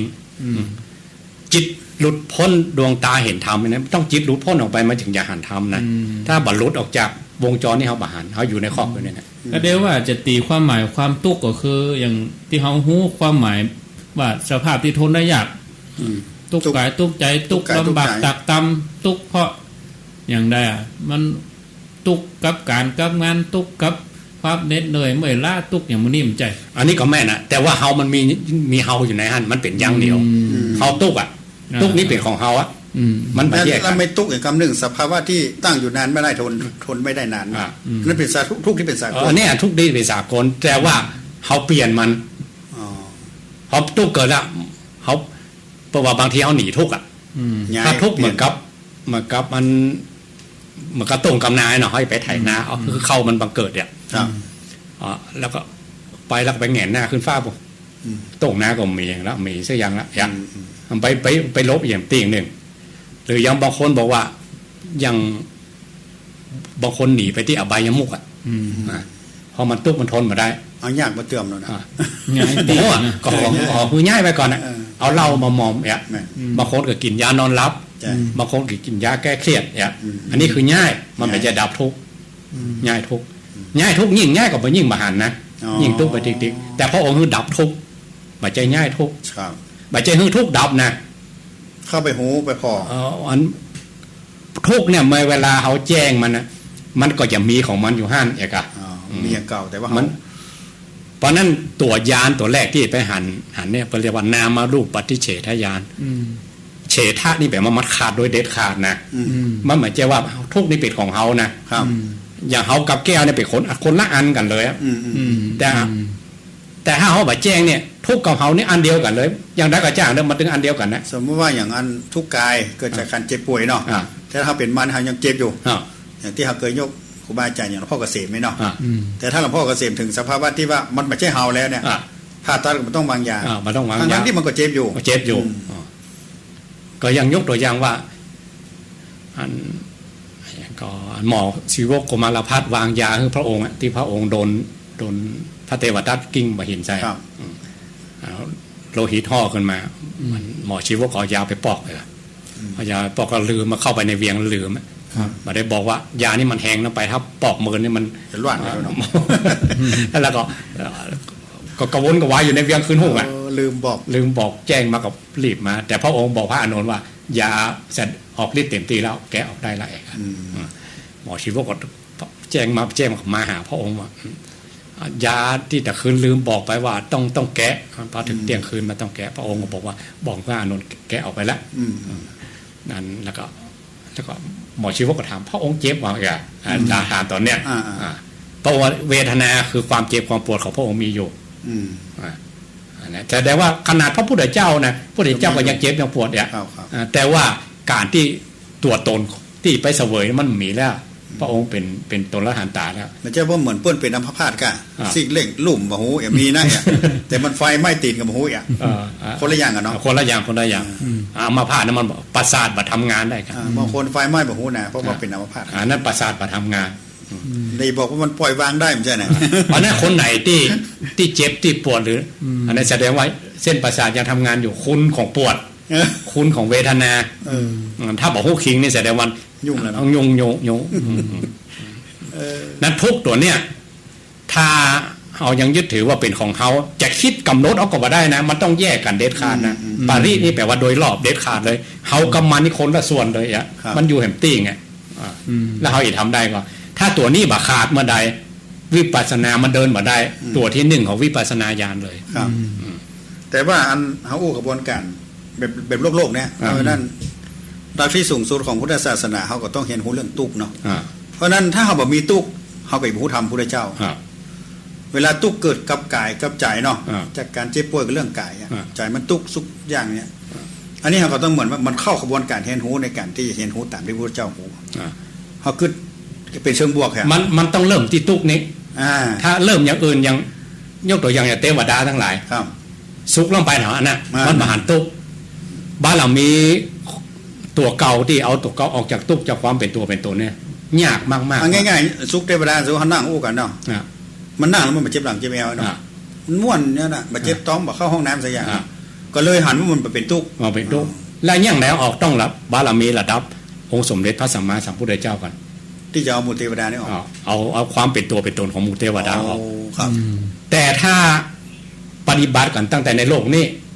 พอละโลกนี้ฮะยังชำระกิเลสไปเสี่ยงไปเป็นเทวดามันก็ไปอยู่โรงแรม5 ดาวเลยมันก็คล้ายว่าเป็นคุณนะเทวดาเป็นคุณสำหรับพระอริยเจ้าทั้งหลายเหมือนกันเพราะว่าไปเหยียดต่อไปปฏิบัติอย่างสบายไปละมันก็ลวดสุขาปฏิปทาไปเลยมันต้องไปทนกับเวทนาอย่างต่างๆแต่ถ้าว่าปุถุชนนะถ้าทำบุญนักตายมาเป็นเทวดาจะเป็นพระอริยเจ้านี่มันเป็นไปบ่ได้มันยากซ้ำจะไปติดสุขอยู่ฮะติดสุขแล้วก็เราได้ยินลุงหนานว่านะที่ลุงหนานเกิดมามีพระเจ้าไปโปรดก็ถึงมาได้เพราะหมดบุญจากเทวดาถ้าเสี่ยงบุญนะมันจะลงต่ำแต่เก่านักมันเพราะมันไปเหลิงไปติดสุขอันละเอียดนักลงไปเอง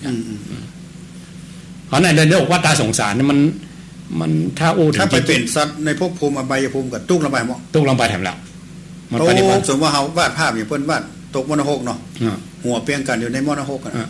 มันฮ้อนเหมือนกันหมดเลยมันมีไผจะฮื้อไผช่วยได้ได้ก็มันก็บ่มีเวลาที่จะมาคิดเรื่องนี้ละมันตุกลงไปเทียบอย่างในเมืองมนุษย์คนสุขสบายแล้วไปก็บาหันทุกขันโทษก็ปฏิบัติธรรมนะก็เขาสบายแล้วคนตุกแล้วไปหิวต้องหิวมานั่งฟังธรรมะไม่ได้ละต้องจะเปลี่ยนปีแล้วอ่ะเนาะเพราะนั้นธรรมะของพระองค์ก็เริ่มต้นที่ตุกก่อนตุกถ้าเจอทุกโดยหมายก็ว่าโดยเฉพาะหน้าวันนี้เขาก็จำใจโดยเนี่ยพูดหน้าก็เอาสมุทัยก็ตุกเป็นชั่วโมงเลยเนาะกระตุกนะเอากระตุกให้มันแตกก่อนว่าตุกคนเฮาทั้งวันเนี่ยมันมีตุกแล้วเขาแยกมาได้ถ้าขั้นนักปฏิบัติเนี่ยนะตุกละหันว่ามันปิดตุกเราไปใจเขาตุกอย่างนั้นไม่จะได้ก่อยกันใจมันยอมก่อยกันอันนี้เรื่องขบวนการนี่มันทุกที่มันก็มีตุกเนาะสัตว์มันก็มีตุกมนุษย์คนเฮาก็มีตุกสภาพแวดล้อมนี่ที่เปิ้นว่ามันอยู่อย่างเก่าไปได้มาก่อนคือสภาวะทุกข์กันเนาะมันต้องเปลี่ยนนะแต่ว่าเขาโชคดีที่ว่ามนุษย์มูนั้นมันก็เป็นขบวนการบนเดียวกันหมดแต่มันบ่หูอย่างซัดมันก็ตุกขนาดอันนี้หันมาน้อยว่าท่านเนาะมันครบเกือบหลายตัวฮะขยมก็แก้เคสมันก็บ่ได้เอาเกือบห้อยคอเลยถ้ากับว่าปล่อยยอมมันตุกเหมือนกันนะก็อินดูเหมือนกันมันน่ามันก็บลาแต่ถ้าคนเนี่ยก็ต้องสอนอย่างซัดเนี่ยมันบ่ได้ปัญญามันตึกเขาก็ต้องแก้แบบเพจๆให้มันอย่างเนาะเนี่ยตุกเหมือนกันพยามารเนาะที่ประโจนพระเจ้ายกกองเท้ามาพระองค์ก็บอกว่าได้นะแต่มันก็คอยจ้องอยู่นะพระองค์เผลอมันก็มาแล้วพระองค์นี่ไปแล้วคือเขาหลงอยู่เนี่ยมันในตัวนี้นี่เป็นบุคลาธิฐานไม่ใช่บุคลาธิฐานเป็นเทวดาเลยถ้าบุคลามันเรื่องกิเลสเนี่ยพระองค์กำจัดองค์สมเด็จพระสัมมาสัมพุทธเจ้าเรื่องกิเลสเนี่ยอย่าไปหลอกพระองค์ได้มันมีแล้วอันนี้เป็นมารที่เป็นเทวดาเป็นเทวบุตรเทวดามาที่เพิ่นเขียนขี่จ้างมาฮบที่แม่มีเป็นภูกราธิฐานถ้าเป็นหน้าพวกมึงคนขยะก็ตายหมดเลยกันอันนั้นเป็นเทวดาที่มามารที่เป็นเทวดาเหมือนกันหรอขอให้จ้องพระว่างๆมาละพระองค์นี่ป้าเนี่ยจนข้างสุดท้ายที่เมืองไทยสาลีบอกว่าอีก3 เดือนเราจะนิพพานนะครับเพราะตอนหลังมาตอนถึงที่พระเจ้าอโศกมหาราชมาฉลองวิหาร 84,000 หลังเนี่ยเปิ้นฉลองแล้วจะนิมนต์ไผ่มาปราบมาก็นิมนต์พระอุปคุตมาเนี่ยพระอุปคุตก็ เนรมิตหมาเน่าห้อยคอ ให้โคมัน นะหันทุกนะ หันทุกข์ เพราะมันเหม็นนะ มันเหม็น มันเหม็นอย่างต้องหมาเน่า ครับ มัดห้อยโดยฤทธิ์ของพระอุปคุต อ่า เอาเขิงไว้ที่ดอยสองหม่อน อ๋อ เอาผ้า ประคตอะ ผ้ารัดประคต รัดประคต มัดห้อยมันผากหนึ่งมัดดอยผากหนึ่งมัดดอยโดยฤทธิ์ของอรหันตฤทธิ์เนาะ ครับ ห้อยฮะ7 เดือน7 ปี7 เดือน 7 วันอ่ะ อืม ไม่ทุกข์ขนาดไหนหมาเน่าอ่ะ ขนาดนั้น ต้องทรมานถึงขนาดนั้น เออ ถึงสำนึกอ่ะ ครับ โอ้พุทธเจ้าเปิ้นดีแต่ดีกว่าเนาะ น้อยไปขวาง แล้วเขาไปขวางเปิ้นแล้วเปิ้นไม่อย่างเขาซากอย่าง อ่า อันนี้หมู่นัดเปิ้นมันก็ละโลกนี่ไปกันหมดอ่ะอันนี้ภาษาวกมารู้เนี่ย อ่า มาข้ามเขียวแต่ว่า อ่าแล้วโยมก่อน โยมเลย อืม โยมเพราะอย่างพอตุกมาเนี่ย อ๋อแล้วมันลุนมานตัวนี้ก็เป็นมิจฉาทิฏฐิสมาธิดี กลับใจกลายเป็นโพธิสัตว์เลย จะเป็นพระเจ้าองค์ เป็นผู้ใดเจ้าองค์หนึ่งในอนาคต ดู ขนาดนั้นนะแต่เพื่อนมาได้ทำบาปทำกลางอย่างมาผจญกับผู้ใดเจ้าบ่ได้ตานะมาผจญกับผู้ใดเจ้า สาเหตุเพราะอย่างกับหมูนั้นอย่างต้องมาตั้งท่าอย่างนั้น เอางัดข้อกันหน่อยกะถ้าเขาบอกว่าถ้าเหมือนอีเก้เหมือนหนังเนี่ยมันต้องมีผู้ไล่อ่ะ ใช่ มันต้องผู้ไล่ต้องดำมืดเลยนะแต่พระเอกถึงจะชัดเจนนะ เด่นขึ้นมา หรือเขาไปดูดนตรีหรือดูอย่างอาจารย์ ไฟซอง เพื่อเอาไฟส่องที่นักร้องน่ะตั้งหลังจะเป็นภาพเบลอ ครับ ๆแล้วยิ่งสมัยใหม่บัดเดียวเพิ่นจะมีสัญญาณอย่างนี้สปอตไลท์มันอยู่บนหมดหรอก โฟกัสเข้าไป มันนักร้องไม่มีสัญญาณเพิ่นว่าสัญญาณแบบสัญญาณคลื่นอย่างเนี้ยเนาะนักร้องโล่นไปด้านในมันใหญ่ไป ตัวโก้นไป ตัวโกนมันไม่ได้ส่องนักร้องนะแต่ภาพอื่นๆจะมัวๆเพราะอย่างคือนักร้องมันเป็นพระเอกอันนี้เหมือนกันพระองค์จะคนในโลกวัฏสงสารน่ะต้องคือตัวดำมืดมาอย่างเทวทัตกะอ่ะ ที่ถ้าว่าอันพญามารตัวนี้ ถ้าถึงเวลาที่บำเพ็ญพระพุทธเจ้าผมว่าถ้าโดนหนักมันอ่ะมันไส้กันหรอ ใช่กันนะ เหมือนขนาดพระเจ้าทรงประมาทโอ้เป็นพระเจ้าได้ง่ายๆยี่กายเนาะโอ้ยังขนาดนักที่ ขนาดนัก บำเพ็ญเพียรมันแต่นี้โทษถ้าเป็นโพธิสัตว์ต้องเมินอยู่ จงเมินเนาะ เมิน อันนี้ได้ตุกเนาะ ตุก ยังบอกจ้างนั่นแหละตุ๊กอย่าง เตี้ ป้ ย องอย่างแบบตุ๊กกายตุ๊กใจมีอย่างป้องอย่างว่าแต่ ก็4 โมงเช้าแล้วเนี่ย ดุ ครั้งหนึ่ง40 นาที ลองฟังญาติโยมเนาะ มันหนึ่งก็ไม่อู้กันได้ ตุ๊ ก็เรื่องกันได้หรอกเรื่องตุ๊ก ก้อยต่อแฮมกำบึดมาหนึ่งเนาะ เมื่อคืน ครับอ้าวศรัทธาญาติโยมจะพูดจาคือกำลังใจก็ว่าจะทำปัญหาก็ขอเจริญปอนเพื่อพักครูบาอาจารย์เพื่อนจะได้ฉันน้ำดื่มน้ำเนาะที่เบอร์0998366322 ได้โทรศัพท์เข้ามาแต่กี้การช่วงที่อู้ก็มีสาย2 สายเข้ามาพอดีอาตมาก็จำเป็นต้องกดปิดไปเนื่องจากว่าเป็นช่วงอู้จากันอ้าวต่อไปเปิดสายให้ญาติโยมเขาโทรเข้ามาแล้ว0998366322เจริญปอนติดแล้วจากที่ไหน ไม่คือโดยประเทศเจ้ามีคำถาม โยมปี้ท่านพระครูเนาะว่าจะได้ อาจารย์มีคนมาฝากเขาเจ้าถามว่าพระที่ในบ้านนะเจ้ามันมีหลายองค์เนาะแบบมีอันที่หลายแบบก็มีแบบมีคนหอยก็มีถ้าครูบาอาจารย์ก็มีนักไหนแล้วเราเวลาเขาใส่ข้าพเจ้ามีคนมาถามว่าใส่ข้าพเจ้าเนี่ยใส่ตีเดียวหรือว่าจะใส่หลายตีอะ ขอ เจ้า โทษคำถามเดียวเนาะ เจ้ามีคนสั่งมาถามเขาเจ้าเลยถามเจ้าน างกวักก็มีนางบักกวักก็มี เจ้าหลายตีหลายอันนะเจ้าเนาะ เต็มถ้าอย่าเต็มตัวมู เอา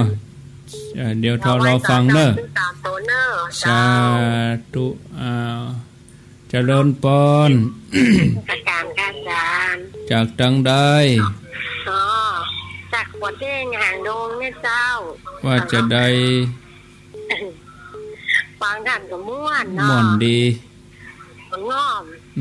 เพราะแต่นี่นะอยู่ไหนจะทำหน้างอเครียดช่วงนี้นะจะฟังธรรมะทำอย่างอารมณ์จะดีกันเมื่อคืนนี่นะพวกฟังจะหนึ่งเด้อจนนั้นถ้า พระครูวัดอย่างกวางพวกแล้วอายุต่อใดนี่65ละท่านโอ้เจ้า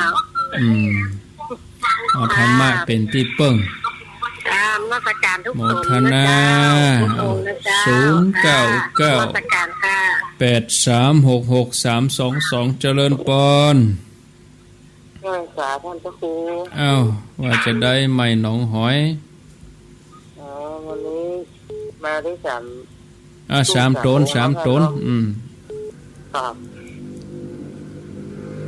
มีคำถามก็ผมขอให้กำลังใจฟังชัดดีเนาะอนุโมทนาสายต่อไปเจริญปอนกราบไหว้สาทุกลูกทุกตนผมโทรมาจากสันกำแพงต่อไผ่ครับเนี่ยสันกำแพงเนาะต่อไผ่ครับป่าไผ่ว่าจะได้วันนี้ลุงขอสนทนาธรรมเขาล็อกผมพอดีครับเข้าล็อกพอดี เข้าล็อกเรียกผู้จานครับเป็นผู้จานกะครับเพิ่งเป็นมาเป็น2-3 ปีเนี่ยครับแล้วก็อายุเท่าไรพ่อนานโอ้ผม73เขาไม่นะครับแล้วก็เป็นนั่นตัวเจ้าได้กี่ภาษาเป็นนานกี่ภาษาผมบวชที่สมัยเมื่อ80 พรรษาครับอยู่ครับดีแล้วครับผมเคยถามนี่ข้อมหาวันเอาน้ำมาลาดทันหาละไหว้พระทับศีลนี่นะผมเอาหวานมันเกี่ยวมะกับว่ามีอะไรเขาอยู่หวานได้มะกับมียามะเอาไปคุณยามีเนี่ยเดี๋ยวรอฟังในวิทยุเนอะนั่นอาราธนาสิงห์ก่อคือวิสูงกว่าครับเขาเรียกผมอยากฟังทางวิทยุครับเนี่ยที่สูงกันเนาะเจริญปอนสายที่5เจริญปอนจากที่ไหนอันนี้จากที่แม่ลิมเจ้าแม่ลิมฟังชัดดีกอฟังชัดดีเจ้าฟังแล้วเป็นยังไงถามครูเจ้าเชิญเลยพระเจ้ามีพระอยู่ที่บ้านนะแต่มีพระบัจเจ้าท่าอย่างอื่นนะเป็นพระพุทธรูปนะคะเป็นพระพุทธรูปทั้งนั้นเลยนะเจ้าอันตัวใหญ่ก็มี3 องค์นะคะ3 องค์แล้วตอนนั้นก็เป็นผ้าเล็กๆเองค่ะเป็นพระพุทธรูปทั้งนั้นนะเจ้าถ้าพระเจ้าจะไหว้หรือว่าอันไปทำอะไรเนี่ยไหว้สาเนี่ยพวกนี้ค่ะจุดธูปนี่สักกี่ดอกดีเจ้าจุดธูปปูจาเนาะปูจาสักการะปูจากะเนี่ยค่ะคือว่าเจ้าจะไหว้ค่ะแต่เวลาจะเข้าไปนอนก็ได้อ่ะไปนอนจะเข้าไปนอนอย่างจะไปไหว้พระก่อนนี่นะฮะแล้วกุฏโยมเนี่ยจะได้พระเจ้าจุด3 ดอกนะคะพระพุทธพระธรรมพระสงฆ์เนี่ยเจ้าเดี๋ยวรอฟังในวิทยุเนาะเจ้าโมทนาสายที่6คงจะได้สัก12 สายต่ออันเนาะสายที่6เจริญปอนไหว้สาเจ้าจากที่ไหนเกตกาลามเจ้าเกตกาลามว่าจะได้นี่มีคติธรรมชาติดีละเจ้าฟังชัดเจนให้แม่จันติเจ้าบอกเก็บเอาไปปฏิบัตินะเจ้าดีแล้วอนุโมทนาเนอะเจ้าสาธุ0998366322เจริญปอนการนมัสการเจ้าอยู่ที่ไหนอยู่ได้สเก็บเจ้าลองว่าไหว้สายได้ก็ไหว้สายหรอเจ้าไหว้สาเจ้านมัสการนี่ คนเมืองต้องไหว้สาอีกเจ้าว่าจะได้ฟังได้เป็นได้ให้ถามพระอาจารย์นะเจ้าว่าเอาถ้าเขาใส่เข้าหิ้งพระแล้วไหว้พระพุทธเจ้าไหว้หลวงปู่คุณแม่แล้วเจ้าจังไหว้พระอาทิตย์เจ้าไหว้ตะวันว่าไหว้ตึงวันนะเจ้าไหว้หน้าประดังออกแล้วว่า อาหังพันเตภะคะวาอะรุโนอุตโยปุชามิทุติยติอาหังพันเตภะคะวาอะรุโนอุตโยปุชามิตติยมปีอาหังพันเตภะคะวาอะรุโนอุตโยปุชามิอย่างที่พระเจ้ามีพระขวากันแล้วเนาะจำแปะเปิ้นตัวอ่ะเจ้ายมไปเอาที่ไหนมาได้ที่ไหนในหนังสือที่ไหนสักปีเนี่ยเจ้าจะประจำมาก็เลยเอามาไหว้ทุกวันนะเจ้าเดี๋ยวถ้าว่าเดือนเพ็ญก็ได้ไหว้เดือนหมอกะจะเป็นถ้าเดือนดับก็จะไปไหว้ละหูนหมอกเดี๋ยวรอฟังเนอะเจ้าจะตัวก็ได้สายที่8เจริญปอนไหว้สาเจ้าบ่ตานก็ตัวกับเจ้าบ่ตานเดี๋ยวนี้ตันแล้วเนาะเจ้าได้ยินทีดีเจ้ากำลังจ่ายเจ้าโอทนาเนอแม่จารุณะสาธุเจริญปอนสายที่9ไหว้สาเจ้าจากที่ไหนทางซ้ายหนองจ้อมเจ้าหนองจ้อมว่าจะได้หนองจ้อมโทรมาให้กำลังใจเจ้าฟังชัดดีกอชัดดีเจ้าอยู่ด้วยหลานกะเจ้าเลี้ยงหลานเจ้าอุ้ยกับหลานอยู่ด้วยกันนะเนาะเจ้าหลานก็ได้ฟังตัวนี่ก็เจ้าหลานก็ได้ฟังตัวเนาะเจ้าอยู่ดีมีสุข4-5 ขวบก็มันซึมซาบไปกะอยู่ดีมีสุขสายที่10เจริญปอนให้4 โมงครึ่งพอดีสายที่10มันจะได้แม่จันข้าวกับตาลไปป้าหน่อยหินปลายปูเนี่ยเนาะตาลไปตลอดตาลมดตาลดอกตาลดวงตาลแถวคือแถวแปะปุ่นได้ไปโลมากกว่าสินใจแล้วนะได้บุญหมดโมทนาเนาะดีมีสูเข้าเปลือกเข้าสารตันแถวจ่อฟ้าตันยังมด0998366322สายที่11 0998366322 เจริญปอนจากที่ไหนวัดสาเจ้าพระครูได้สันติสมบูรณ์เจ้าอยู่ก็สนุกก็เซลเจ้าเซลสนุกบักไก่บักไก่ว่าจะได้แม่ให้กำลังใจมีสาระเนาะท่านพระครูเขามาอู้มาจ่าอยากฟังแล้วก็ม้วนเปกันดิตอนลูกตอนหลานเขาจะฟังก็ไม่รู้เนาะโมทนาเนอ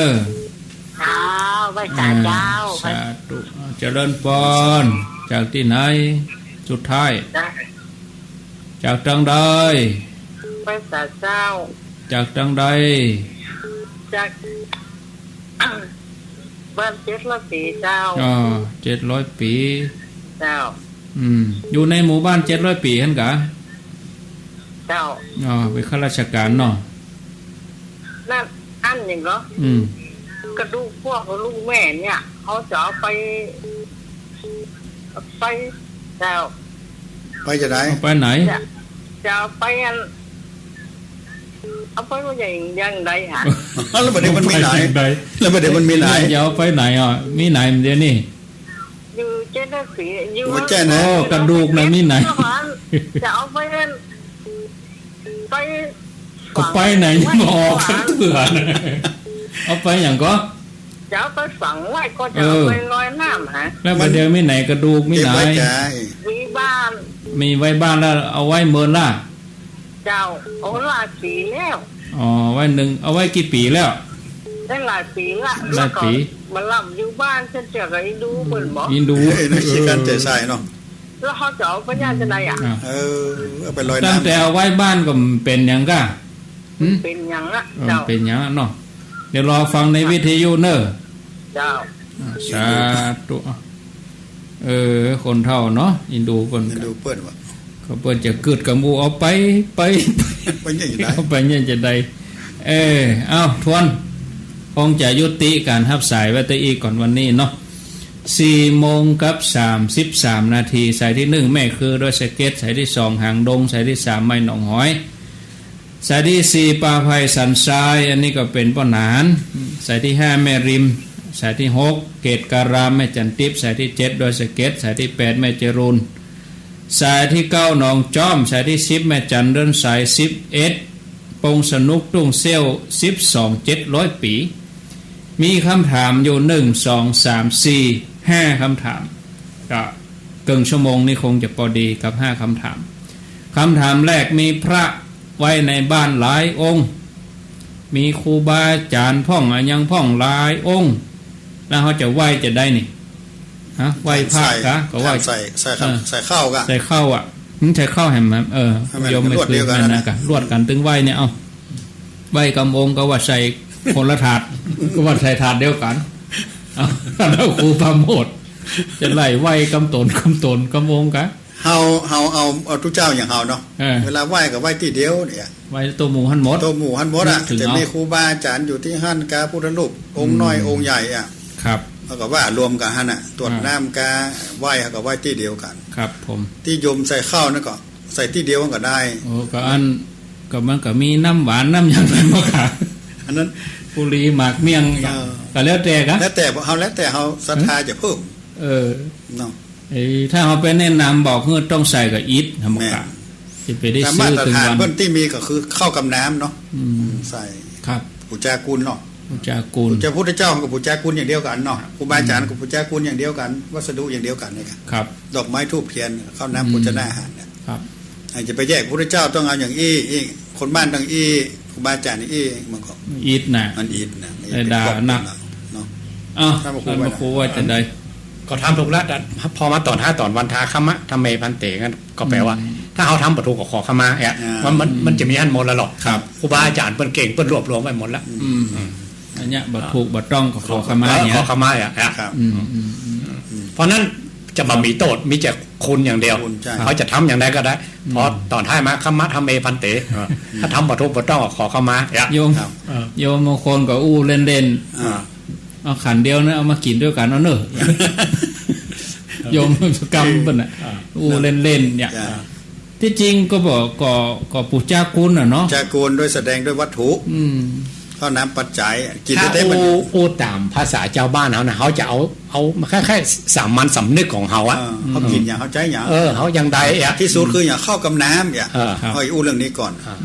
ดอกไม้ของหอมก็นึกถึงอย่างทูบเทียนเนี่ยมันก็มาตรฐานทั่วไปเนาะแล้วเขาอย่าเอาตัวเก่ามาเป็นเกณฑ์แล้วอย่าปูจาพุทธเจ้าให้อย่างคนบ้านเขาเนี่ยก็หาอย่างบ้านใต้บ้านเหนือหรืออย่างกิจวัตรประจำวันเขาเนี่ยก็หาปัจจัยบางทีถ้าเขาทำไปบ้านเนี่ยบ้านเพื่อทำเนี่ยมันก็มันได้ทำอย่างเปิ้นอย่างเงี้ยเหมือนเขายังเหมือนเปิ้นครับเพราะนั้นบ้านเขาเปิ้นเนี่ยอย่างใดพ่อแม่เปิ้นสั่งสอนอย่างใดครูบาอาจารย์เปิ้นสอนอย่างใดก็เอาอย่างนั้นเนาะแต่ละตีแตกต่างครับคะแนนมันยื้อมันใจเขาหันตั้งพี่น้องฮีดหอยตั้งบนดอยตั้งติดตั้งกะเลียงเพื่อจะมีปานน้อยๆห้อยหรอกน่ะเวลาเพิ่นภาษาเขาก็ต่อยด้วยอ่ะน่ะมาแล้วเนาะบ้านเฮาก็ต่อยเด้งหั่นเนาะเวลาส่งเข้าวัดตะก้อนน่ะนั่นๆเอาห้อยเตียนหน้าตู้กับเข้าหั่นน่ะปานน่ะตีหันเก่งเดี๋ยวพระเนนแม่นเอามากำตนชมตนแสดงว่าเข้ามาแล้วเนี่ยถ้าเด้งเมื่อเจ้านี่มันนานลูกนะถ้าได้ยินเสียงนั้นแน่ตู้กับเขาเสียงนิ้วนี่มันมาละอันนี้ท่านเจ้าคุณเจ้าคุณมาสวนเปิ้นเอากรรมครูบาว่าผัดบาตักผ้าครับบนแม่ได้ว่าตอนมาเจ้าเนี่ยหลักครั้งก็แกนเดียวกันนะดัดซ้ำดังมาเจ้าตีคน3 วัน 7 วันได้ยินหมดแต่ตู้เจ้าพระเนรไม่ได้ยินบนลูกทำวัดทีละครั้งกินข้าวแล้วแก๊กเดียวอ่ะนะมาทันทีหัวดำเพิดเลยกันมีมาแต่ไทยกันได้ต้องเจ้าคุณแสวงเป็นเล่าแล้วเป็นเสียงในฟิล์มเลยนะครับเอาอันนี้สันชายสังกะแปงก็ปลาไผ่นี่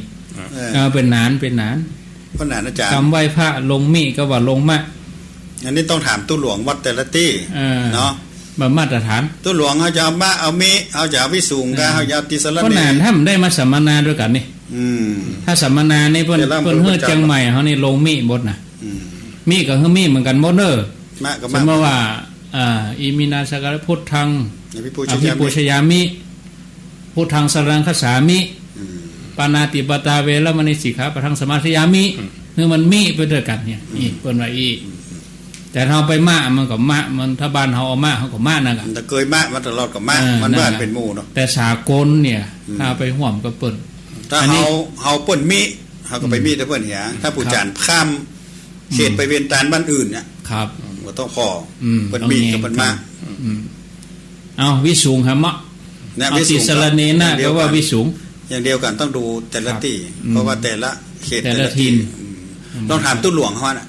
ตู้หลวงจะเอาติสรณีก็วิสูงผู้จานก็ตู้หลวงต้องไปกู้กันเด้อเนาะจะไปคัดโมมาได้นะเรื่องคำนบธรรมเนียมประเพณีเนี่ยมันแวบขึ้นมามันได้เลยมาได้เลยมันต้องบ้านไผ่บ้านมันอย่าไปแทรกกันจะไปเหลือตู้หลวงก็ไม่ได้เนาะต้องคือเขาสังเกตว่าคนภาคกลางถ้าเปิ้นมากฐินผ้าป่าเนี่ยเปิ้นจะวิสูงนะตั้งใต้นี่โดยส่วนใหญ่วิสูงหมดแต่ตั้งเหนือเขานี่ติสรณีนะเอาก็เอาเป็นสากลนะครับไปอยู่ตัวหมู่ด้วยหลายกับวิสูงนี่เอาหมู่ว่าครับฟังประโยคแรกกันนะมันบรรทัดแรกอ่ะถ้าบรรทัดแรกมันแมนวิสูงกับวิสูงรัตนศีลเหมือนกันถ้าเปิ้นลงด้วยมะเขาก็ต้องมะถ้าสมมติว่าตัวเจ้าปันอ่ะ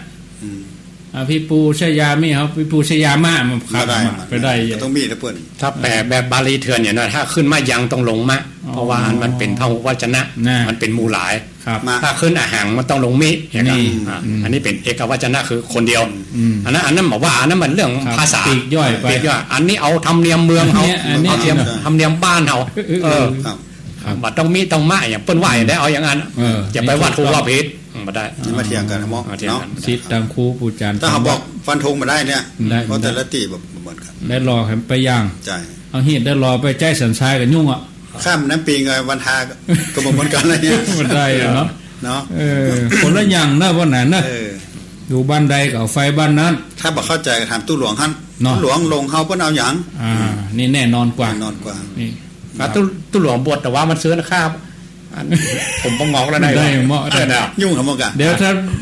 ฟังรู้เจ้าได้รอเปิ้นว่าอีนะยุ่งมาได้จะไปว่าแต่เด้อถ้าตู้หลวงเฮานุ่มตู้หลวงบ่เคยไปถามตู้เจ้าต่อแหมเจ้าได้รอเขาว่าอย่างนี้นะก็อีฟแลนด์ร้อนไปคัดทำเนียมหมูได้มาได้เอาบ้านนี่ป้อนนั้นว่าแม่เลมนี่พระพุทธรูปนี่จะไหว้แล้วจะจุดธูปกี่ดอกเนี่ยครูบาอาจารย์ก็มีอย่างก็มีเนี่ยเต็มโต๊ะหมู่จะจุดกี่ดอกโยมเคยทำ3 ดอกเทียน2 เล่มเนาะต้องกู้กันหรอกโยมว่าพระพุทธพระธรรมพระสงฆ์3 ดอกไม่ถูกป่ะความหมายคนละอย่างอันนี้เรื่องของสื่อจะไปปนบางทีรักเพราะว่าเท่าเทียนกับแตนกุลพระพุทธเจ้า3 อย่างทูบทูบเนาะถ้าเทียนก็เรื่องปริยัติปฏิบัติอันนั้นครูบาอาจารย์รุ่นหลังเปิ้นสร้างธรรมเนียมไว้แต่ถ้าเปิ้นมีแสดงว่าคนนั้นบ่ได้ปูจากูน่ะกะใช่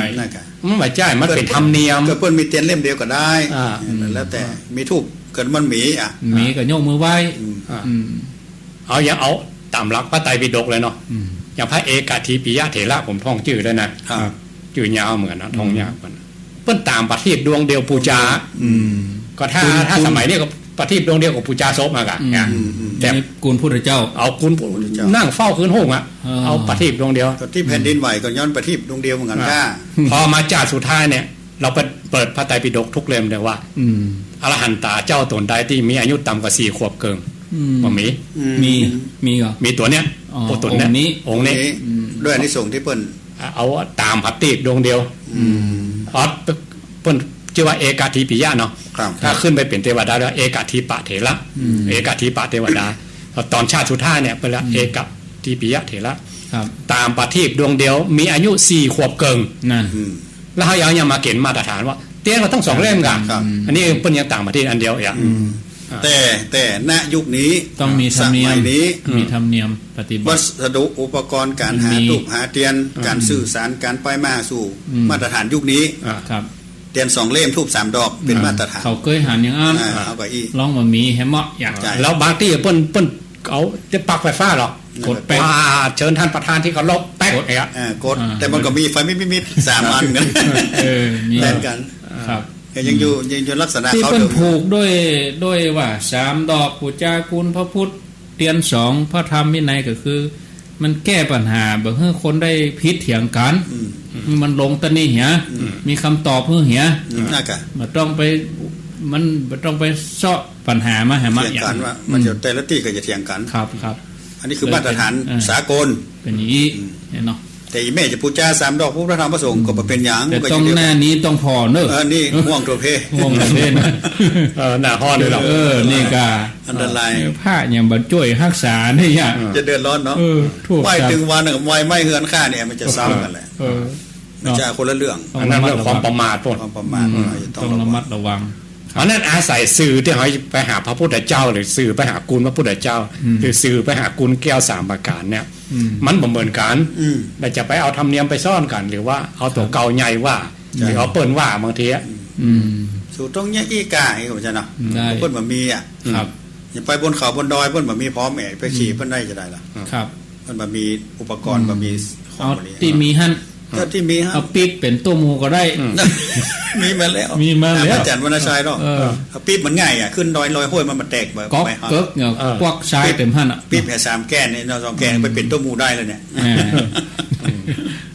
เป็นหยังเนาะเอาข้ามไปโดยสเก็ตอันนี้ยอมไหว้พระไหว้หยังเสร็จแล้วแม่เจ้าแจ้งตะวันขึ้นก็ไหว้ทิศก็กรรมไหว้ปารมีครูบาศรีวิจัยไปว่าแดดมีกุลน้ำมีกุลลมมีกุลไฟมีกุลแดดกุลฝนกุลน้ำกุลลมกุลไฟอีกมังอ่ะกูอย่างมีกุลหมดแต่โยมจะไหว้กับบ่ผิดก็ไหว้ตะวันเป็นเรื่องเฉพาะตัวโยมเฉพาะตัวไปอ่านประวัติเขียนเข้าไปในเน็ตก็ได้ครับสุริยาสูตรจันทิมาสูตรไหว้เดือนไหว้ตะวันไหว้เดือนไหว้ตะวันมีแล้วก็โพธิสัตว์เจ้าเขาตอนเป็นนกยูงทองโพธิสัตว์เปิ้นก็ปั๊มเปงนะเปิ้นปั๊มเปงครับเปิ้นจะไหว้มาเจ้าอุเทแปลว่าไหว้มาเจ้าที่วาสังแมลงมาก็พอขึ้นก่อนก็ว่าอเปตะวันลงตีนตกดินไหว้พระจันทร์ละติงแบบเมื่อคืนเปิ้นจะไหว้บักขาดเลยทุกเจ้าทุกแย่แล้วพญาเจ้าเมืองก็สั่งนายพรานมายับถึง7ราชการยับมาได้เลยปลอดภัยทุกอย่างเลยบ่มีภัยอันตรายอย่างมาทำโพธิสัตว์แถมยุคนึงอันนั้นมันจะยาวแล้ว เอาไว้พูดแน่ก็เลยเอามาสวดกันทุกวันนี้น่ะสวดถ้าคนไหนสวดอุเทมาเจ้าเอาเปแมลงเนี่ยครับแล้วไผ่เป็นคนเล่าพระองค์เล่าเองเลยเฮาสวดฮอบด้วยกันได้ก่อนก็ได้นะว่ามาเจ้าแมลงควบกันไปเลยแต่ว่าโพธิสัตว์เจ้านี่เปิ้นมาเจ้าเป็นว่าอุเทครับแล้วก็โผล่ลงกรไปเลยอันอย่างทุกอย่างทำอันตรายไปได้แมลงมาขึ้นก่อนมันก็แขวขาดหมดนายพานเอาบ่วงใส่ด้วยนั่นนะหลอดอยู่หลอดหมดอ่ะย่ำได้จ้ากออกมากับบัดโดนติดนี่พอลืมสวดเดี๋ยววันเดียวได้นะปั๊บติดบ่วงเลยครับแล้วโยมนี่ไหว้นี่จะเข้าเขาตอนนั้นไหว้พระสวดมนต์เนี่ยเขาควรจะไหว้ทุกวันบักฮือขาดอย่างธรรมะอุเทก็คุ้มมาถึงแม่แรงอเปกับแม่แรงมาถึงแม่เจ้าเหตุใดว่าธรรมะของพระองค์เป็นอัปปมาโนคุ้มครองได้ครึ่งวันก็เหมือนก็แก่งล้ำๆเนี่ยถ้ามันเมินนะอายุมันไม่บูดแต่เป็นว่าขนมก็แก้ไม่นะถ้าอายุยืนๆนี่อายุมันเมินๆนะคนกินจะอายุสั้นหมดว่าเทียบต้องโสดต้องหมั่นสวดเพราะนั้นครูบาอาจารย์เปิ้นวางหลักไว้ดีแล้วสวดแม่เจ้ากุ้มวันค่ำเรียกว่าสวดเรื่องกุ้มติดนี่มันได้มาได้เอาอุเทอเปเนี่ยมาเป็นตัวอย่างสวดมาถึง7ราชการทุกวันบ่เคยขาดปลอดภัยทุกอย่างลืมสวดเตือเดียวก็ได้เจ้าเดียวก็ได้โดนบ่วงทันทีครับที่ผมว่าหำอย่างหนึ่งอันเวลาเฮาสวดแล้วเฮาว่ามาถ้าเป็นทุกเจ้าตลอดชีวิตเนี่ยเนาะบทเหล่านี้มันก็หลายร้อยหลายลืมปันเนี่ยก็เวลาพวกทุกเจ้าตายเป็นลูกผ้าลูกกันลูกกันน่ะยังมีส่วนก่อนสวดมันเสกไปในตัวมันเสกไปในตัวเสกตัวเก่าครับแล้วบอกว่าบทสวดนี้จะอายุอย่างวันเดียวเอาอย่างมาเป็นตัวอย่างเนี่ยอุเทอเปเนี่ยจะถึงแม้ธรรมะของพระองค์จะเป็นวันไปเป็นวันแต่ถ้าโยมนี่ไหว้เนี่ยไหว้ด้วยความกำแปดแต่ขี้มันก็ไหว้พุทธเจ้าเหมือนกันอรุณไหว้ตะวันอรุณก็บ่เป็นยังบ่ผิดโยมก็แน่ว่าให้โยมสื่อถึงคุณของพระรัตนตรัยเนี่ยแต่ว่าวิธีการแต่ข้อสำคัญพระอาจารย์พระครูสุเมธว่าสม่ำเสมออันนี้น่าสนใจเจ้าว่าไปจ้องพอตะวันในยุ่งนะใช่แกเสียเวลาได้พี่ตะวันนี่มันได้เนอะ เอาพระอาทิตย์ตะวันเป็นซื่อน้อมถึงเนาะโอ้วันนี้เขาได้หันตะวันแล้ววันนี้เขารอดตายแล้ววันนี้เขาได้หันตะวันในวันแล้ววันนี้เขามีลมหายใจแล้วในที่ไหนก็มีนักเรื่องตะวันนะหรือในพระสูตรก็มีนักที่พระองค์เทียบเรื่องกับตะวันเนี่ยนะเรื่องกัลยาณมิตรก็มีนะเรื่องทุกเจ้าเข้าปริวาสเรื่องลาตีนี่ก็มีเรื่องจะกินข้าวแรงมีนักจะนับกันเวลาแม่เจ้าอย่านับกันอย่างไรก็มีมันมีหลายเรื่องเหมือนกันเอาก็โยกไว้ปุ่นหน้าชวนติดตามมาเนาะอันนี้จดไว้กันกับพระโทษหลายเรื่องนี่ปุ่นหน้าเนี่ยปุ่นหน้ามันอย่างพ่อคาถาอุเทอเปขนาดนกยุงทองยังสมุทัยแอมล้อสมุทัยกับได้ว่าได้ล้อเนาะกระตุกบ่ได้นะตุกได้นะ700 ปีกระดูกพ่อกระดูกแม่เก็บมาได้ปีปลายแล้วจะเอาไปอย่างใดเนี่ยเอาไปอย่างใดท่านพระครูเอาไปไหนแสดงว่าเปิ้นเก็บมาสมัยเปิ้นหนุ่มแล้วน่ะแม่เนี่ยพอเฒ่ามาเริ่มไม่ค่อยมีเวลาอะไรนะแล้วเปิ้นตายไปได้เหมือนเหมือนกันเนาะเก็บไปปีปลายครับธรรมเนียมบ้านเฮามีบ่ลอยน้ำอังคารนี่มีธรรมเนียมทางใต้เนาะบ้านเฮาเปิ้นแป่งกูกันหรอกครับแป่งกูคนจีนนี่ไปเอาไว้ที่หงซุ่ยครับอันคนจีนเนี่ยถึงแม่เปิ้นอยากเคารพบรรพบุรุษอย่างนั้นกระจางเนี่ยแต่ไปฝังที่หงซุ่ยแล้วมีแต่ป้ายเท่านั้นเปิ้นอย่ามาไหว้ป้ายหรอกที่บ้านไหว้ป้ายแต่ตัวจริงๆอยู่ที่ไปเที่ยวบ่ลากว่ามันโยงไปถึงถูระหาบุคคล4ด้วยนะครับว่าถูระหาบุคคลคนที่คนจะทำเจดีย์เนี่ยมีพระพุทธเจ้าพระปัจเจกพระพุทธเจ้าตัวละหันตาครับพระเจ้าแผ่นดินครับถ้าคนทั้งหลายไปกราบไปไหว้นี่ได้บุญหมดอ่ะครับ4อย่างเพื่อนนิยมไว้ต่าง4แพร่ง4แยกนะอย่างท่านอาจารย์ปาคนไปไหว้พระเจ้าอยู่หัวรัชกาลที่9เนาะอันเนี้ยเพิ่นเป็นถูระหาบุคคลหรอกอยู่ใน1 ใน 4นะได้บุญคนแต่ว่า5บรรพบุรุษของเขาพ่อแม่ของเขาญาติผู้ใหญ่ของเขาคนอื่นกราบมาได้บุญนะแต่ลูกหลานสายโลหิตได้บุญจากราบไหว้พ่อเปิ้นมาใจสาธารณบุคคลอาจจะได้เป็นด้วยสติเป็นปัญญาความตายมุรณะได้เนาะแต่บุญต้องมี4 คน4 ประเภทคนทั้งหลายสาธารณชนกราบถึงได้บุญอันนี้ความแม่นี้อุปมันยืนยันถึงความเป็นอนิจจังเรื่องของอารมณ์แล้วก็ผูกพันนะความผูกพันเนี่ยมันก็คลายไงใหม่ๆนี่ก็ค่อยเก็บไว้เคยเป็นอยู่กับเฮาเบิ่นเข้าความรู้สึกคลายอย่าว่าถึงกับกระดูกแล้วบางคนตายแล้วเอาศพนอนข้างๆกันเลยมีนะเคยหันนะสิทีมเคยครับเพราะฮักกันเอาไปจนปนเน่าก่อนอยู่ครับก็อาจารย์ก็ได้ยินกับเคยได้ยินคนเฒ่าฮักกันได้เนี่ยแล้วแก้ปัญหานี้เฮ้ยแม่ต้องเอาคาถาอันนี้มาปุตตาคีเวบุตรบวง1 เกี้ยวปันคอท่านนางปาเทซับผูกบาทาคลอหน่วงไหวภริยาหัตเถภริยาบุตรผัวเมียเนี่ยดุดบวงปอรึงรัดบืนนาไผ่พ้น3 บวงนี้ได้จึงพ้นสงสารเนี่ยเจียบ3 ตัวเนี่ยเพิ่นว่ามัดตาสังแสดงว่ามัดเขาไว้อีกไข่ป้นกะถ้าไข่ป้นก็ต้องแก้3 อย่างนี่แหละเอาไปลอยน้ำเหรอเอาไปจิถ้าเป็นบ้านเฮาก็ไปแปลงบวกไฟบุ้มเนี่ยจีบุ้มหมายความว่าอะไรหากันมันสลายไปแล้วมันคนละภพละภูมิไปแล้วมันจะว่าจีขึ้นสวรรค์ใช่ไหมพระนาบอกว่าแต่ว่าจีเป็นแก่สัญลักษณ์กันแล้วใจว่าทำลายโยกเลยอันนี้ต้องไปถึงชาดกเรื่องพญาเจ้าเมืองอันมเหสีเพิ่นตายเพิ่นฮักสุดๆเองอ่ะเอาศพไว้หมอที่ไหนดีๆเอามาถนอมศพหาถึงวันว่าอันมเหสีเพิ่นตายถ้าโพธิสัตว์ก็อินดูเนาะถ้าหมู่เสนามาทำงานน่ะเพิ่นมาว่าการว่าเมาเศร้าโศกเนาะเมาเศร้าโศกอ่ะก็บอกว่าการมาทำงานเนี่ยก็หมู่เสนามาตั้งแต่ก็ปรึกษากันแหละไปขอโพธิสัตว์เจ้ามาช่วยพญาเจ้าเมืองหน่อยเนาะจะปรึกษาไปหาอีล่าน้องคนไหนจะยากอย่างได้ปัญญาจำว่าปัญญาจำว่าหมอออกราชการเนี่ยแต่อันนี้พอไผ่เป็นคนเราพระองค์เราเองนะพระองค์เป็นโพธิสัตว์มานะครับมีฤทธิ์หรอกมีแสดงฤทธิ์อย่างได้เพิ่นได้ฌานสมาบัติเป็นดาบดแล้วเป็นอาจารย์ด้วยนะอาจารย์พระเจ้าอยู่หัวนะพระเจ้าอยู่หัวภาษาบ้านเขาหัวก็โง่แค่ไหนกันให้ห้องอย่างนั้นนะไปเตือนสติเนาะบอกฟังเตือนเนี่ยว่าเรื่องหมู่ฟังก็ยกตัวอย่างแหละไปจุงแขนพระเจ้าอยู่หัวไปที่อุทยานบุญญาณสวนดอกไม้เนาะไปหาที่ควายของที่ควายมีหั่นของที่ควายหั่น พระเจ้าอยู่หัวทำพระเจ้าหัวเจือลิทีเขาบอกเนาะก็เจือกันนะลูกศิษย์อาจารย์เนาะครับปืดขี้ควายมาก็หันหนอนอยู่ท่านเนี่ยมีอันตัวแล้วก็ถาอันโดยลิทีของป้อฤาษีวะเนาะเป็นเก่งอ่ะเป็นมีฌานวิญญาโอ้รู้เรื่องเลยหูกำพลหูกำพลแล้วนอนก็อู้ได้ตัวเองอ่ะโดยลิทีของโพธิสัตว์เจ้าเป็นมีฌานวิญญาแล้วก็ถามไปนะ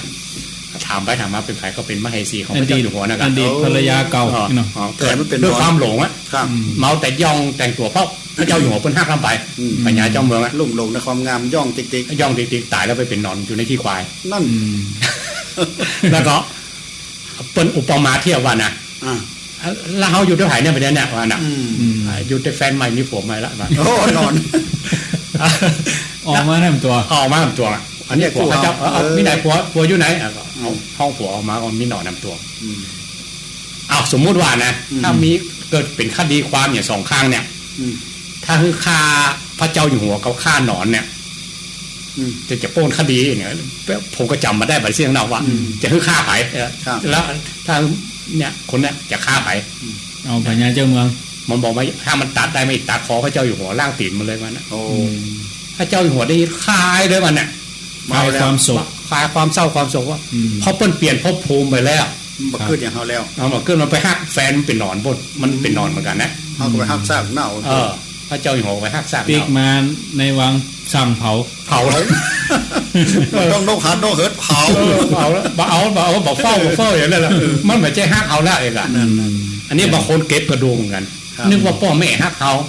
นึกว่าผัวแม่ฮักกันเนี่ยเอ็นดูแม่อย่างไรเอ็นดูพ่อคนเหงาอย่างเปิ้นไปพ่อผูของเปิ้นแล้วอันนี้เป็นเรื่องของเขาที่เขาไปผูกคนเดียวเพื่อได้สบายกว่าเอาเจียวไปมัดคอตัวเก่าคนเดียวนี่เราเก็บในฐานะนี้เก็บไว้เพื่อถ้าปูจานี่ก็ไปแปลงกูที่วัดอย่างคนโบราณเปิ้นจึงมีตีออกครับแต่ว่าใจว่าอะไรใจคล้องเอ็นดูเปิ้นผัวเปิ้นอยู่ในกูนี่อึดอัดอย่างบางคนไปขึ้นเปิ้นไปพ่อผูของเปิ้นแล้วถ้าคนจีนเปิ้นก็ไปฝังเอาคนจีนนั่นก็อึดอัดบนกาฝั่งพุทธเสียงบางคนขึ้นจะเก็บใส่กู้หัวเปิ้นหายใจบอกอ้อมใช่มอกหัวเปิ้นฮ้อนว่ะถ้าโยมมาเก็บใส่กู้ก็ไปหาวิธีลอยน้ำการแปลงบอกไฟมันต้องผูกพันกันแล้วมันคนละภพละภูมิมาแล้วเพื่อเห็นอย่างเพื่อตายเมือนแล้วนี่โพธิสัตว์แก่คือปัญญาเจ้าเมืองมาแล้วจะเป็นเอ็นดูกระดูกเปิ้นให้เอ็นดูเฮาแล้วเฮามาแปลงเชือกมามัดคอแล้วมาเป็นตุ๊กคนเดียวเองอ่ะเอาหมดเวลาเห็นล่ะเอาก็จะได้นิมนต์ท่านพระครูวิวิตประชานุกูลได้มามาจ๋าพบปะกับศรัทธาญาติโยม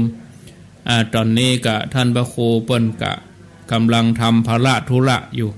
อาตมาภาพก็จะจ๋ากับศรัทธาญาติโยมรอเดียวท่านพระครูเปิ้นได้จ๋าเสร็จแล้วก็จะได้นิมนต์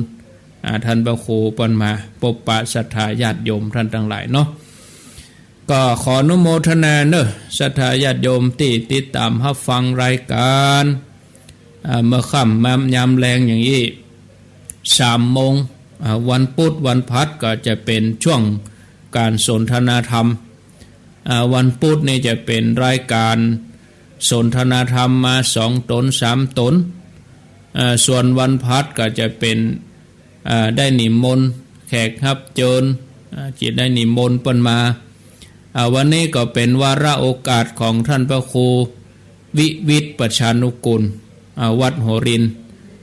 ท่านพระครูยังบ่พร้อมเถื่อศรัทธาญาติโยมท่านหลายเปิ้นกำลังจาพบปะศรัทธาญาติโยมไหว้สาท่านพระคุณเจ้าวัดบ้านมอนด้วยเนอะวัดบ้านมอนสันกำแพงเนาะอาตมาภาพก็ฟังครูบาอาจารย์กุโตนถ้าได้ไปไหนนะถ้าว่าไปที่ไหนก็ฟังในรถจับรายการไผก็ฟังนะFM 96นี่ต้าบโอชัดเจนดีฟัง96อันนี้อยู่ต้าบโอโดยหล่อเฮานี่พระคุณเจ้าก็เข้ามากิติพงศ์กิติโสภโนอนุโมทนาพระคุณเจ้าครูบาอาจารย์หลายตนติดตามชมฟังเนาะถ้าเฮาทาง Facebook เฮาบ่สะดวกเฮาก็ฟังทางวิทยุถ้าเฮาใครหันเฮาก็เข้ามาต่อไปนี้ก็นิมนต์เลยเด้อท่านพระครู ท่านพระครูวิวิตนิมนต์เปิ้นทำธุระตั้งนอกเรียบร้อยแล้วบอกกับนิมนต์เด้อก็เดี๋ยวจะได้ถวายเวลาให้เปิ้นได้อู้จาได้บรรยายปบปะศรัทธาญาติโยมตอนนี้ขอนิมนต์ครับอาจารย์ท่านพระครูครับนิมนต์ไว้สาครับนิมนต์ได้เวลาแล้ว เมาเพลิดเพลินมีธุระอยู่ตั้งนอกเนาะเนี่ยศรัทธาญาติโยมด้วยภาระด้วยการด้วยงานด้วยหน้าที่อันอย่างต่างๆก็เดี๋ยวจะได้ไหว้สาท่านพระครูก็ขอกราบไหว้สาถวายความเคารพพระเดชพระคุณหลวงพ่อพระเทพโกศลด้วยนะครับพระเดชพระคุณหลวงพ่อพระเทพโกศลที่ปรึกษาเจ้าคณะภาค7วัดศรีโสดาพระเดชพระคุณหลวงพ่อเข้ามาติดตามตลอดติดตามเพื่อกำลังใจตู้เจ้าลูกหลานตู้หนุ่มตู้น้อยแล้วก็กราบถวายความเคารพท่านพระครูสุตตะสุนทรธรรมคงจะนึกได้เนาะ พระคุณเจ้าเปื้อนสหธรรมจำภาพพระธาตุสีจอมตองได้อยู่เนาะอาจารย์ท่านพระครูสุตตะสุนทรธรรม ครับต่อไปได้เวลาแล้วก็จะได้นิมนต์ครับท่านพระครูวิวิตประชานุกุลได้ปบปะศรัทธาญาติโยมก่อนครับขอกราบนิมนต์ครับครับขอนอบน้อมถวายขอเคารพพระมหาเถระพระเถระพระสังฆะและสถาธรรมิกทุกรูปนะครับวันนี้ถือว่าเป็นนิมิตหมายและเป็นโอกาสอันดีสำหรับท่านพระครูอภิวัตรวิกรมท่านได้มีเมตตาได้มาเข้าร่วมรายการในโครงการสังฆะเพื่อสังคมของวัดหัวรินได้เอากิจกรรมงานมาร่วมในการที่จะฮือศรัทธาญาติโยมและพระเจ้าพระสงฆ์ทุกรูปนะครับที่ได้ฟังรายการผ่านคลื่น96ของวัดพระธาตุดอยสุเทพแล้วก็คลื่น91ของคลื่นสีขาวซึ่งในวันนี้ก็กับผมอาตมาภาพพระครูวิวิตประชานุกูลเจ้าวาดวัดหัวรินประธานหน่วยอบรมประชาชนตำบลทุ่งสโตกเขต2ประธานศูนย์บำบัดฟื้นฟูผู้ป่วยแนววิถีพุทธก็ได้มีโอกาสได้มาออกรายการเพื่อเกิดการเรียนรู้แลกเปลี่ยนเรื่องบทบาทศาสนากับการที่จะใช้ให้เกิดประโยชน์ในการสงเคราะห์ประชาชนก็ดีในการที่จะเชื่อมโยงให้เกิดความสันทะสามัคคีก็ดีและโดยเฉพาะอย่างยิ่งก็คือโครงการที่เก้ากับผมอาตมาได้ทำก็จะเป็นในเรื่องของธรรมยาใจหรือว่าการฟื้นฟูผู้ป่วยแนววิถีพุทธโดยใช้หลักของธรรมะขององค์พระสัมมาสัมพุทธเจ้าไปช่วยสนับสนุนและกระจุงใจให้ศรัทธาญาติโยมที่มีสภาวะในเรื่องของความเจ็บป่วยทั้งทางกายทางใจและก็ทางสังคมรวมทั้งทางครอบครัวเนี่ยได้มีโอกาสได้ฟื้นตัวและมีวิธีคิดวิธีทำใหม่ๆเพื่อให้เกิดประโยชน์สูงสุดสำหรับพุทธบริษัทเฮาทุกท่านโดยซึ่งในวันนี้ก็จะเล่าสู่กันฟังบางช่วงบางเวลาแล้วอาจจะมีการทักทายปราศัยเข้ามาในจุดของท่านอาจารย์ที่จะได้มีโอกาสแลกเปลี่ยนและก็สนทนาธรรมกันในช่วงสุดท้ายเพราะในส่วนของเก้ากับผมอาตมาภาพเองนั้นก็ในช่วงนี้จุดหลักๆจริงๆก็คือเป็นการสงเคราะห์นะในด้านงานสงเคราะห์ประชาชนทำบ้านผู้ยากไร้แล้วก็ได้สนับสนุนในโครงการอาหารทางกายคือการเข้าสู่งานบุญงานปล่อยหลวงพ่องงานเยี่ยมผู้ป่วยจนกระทั่งงานเข้าไปบำบัดคนไข้ที่โรงพยาบาลก่อนนำอาหารทางกายไปโดยอาหารทางใจไปโดยเพื่อให้เกิด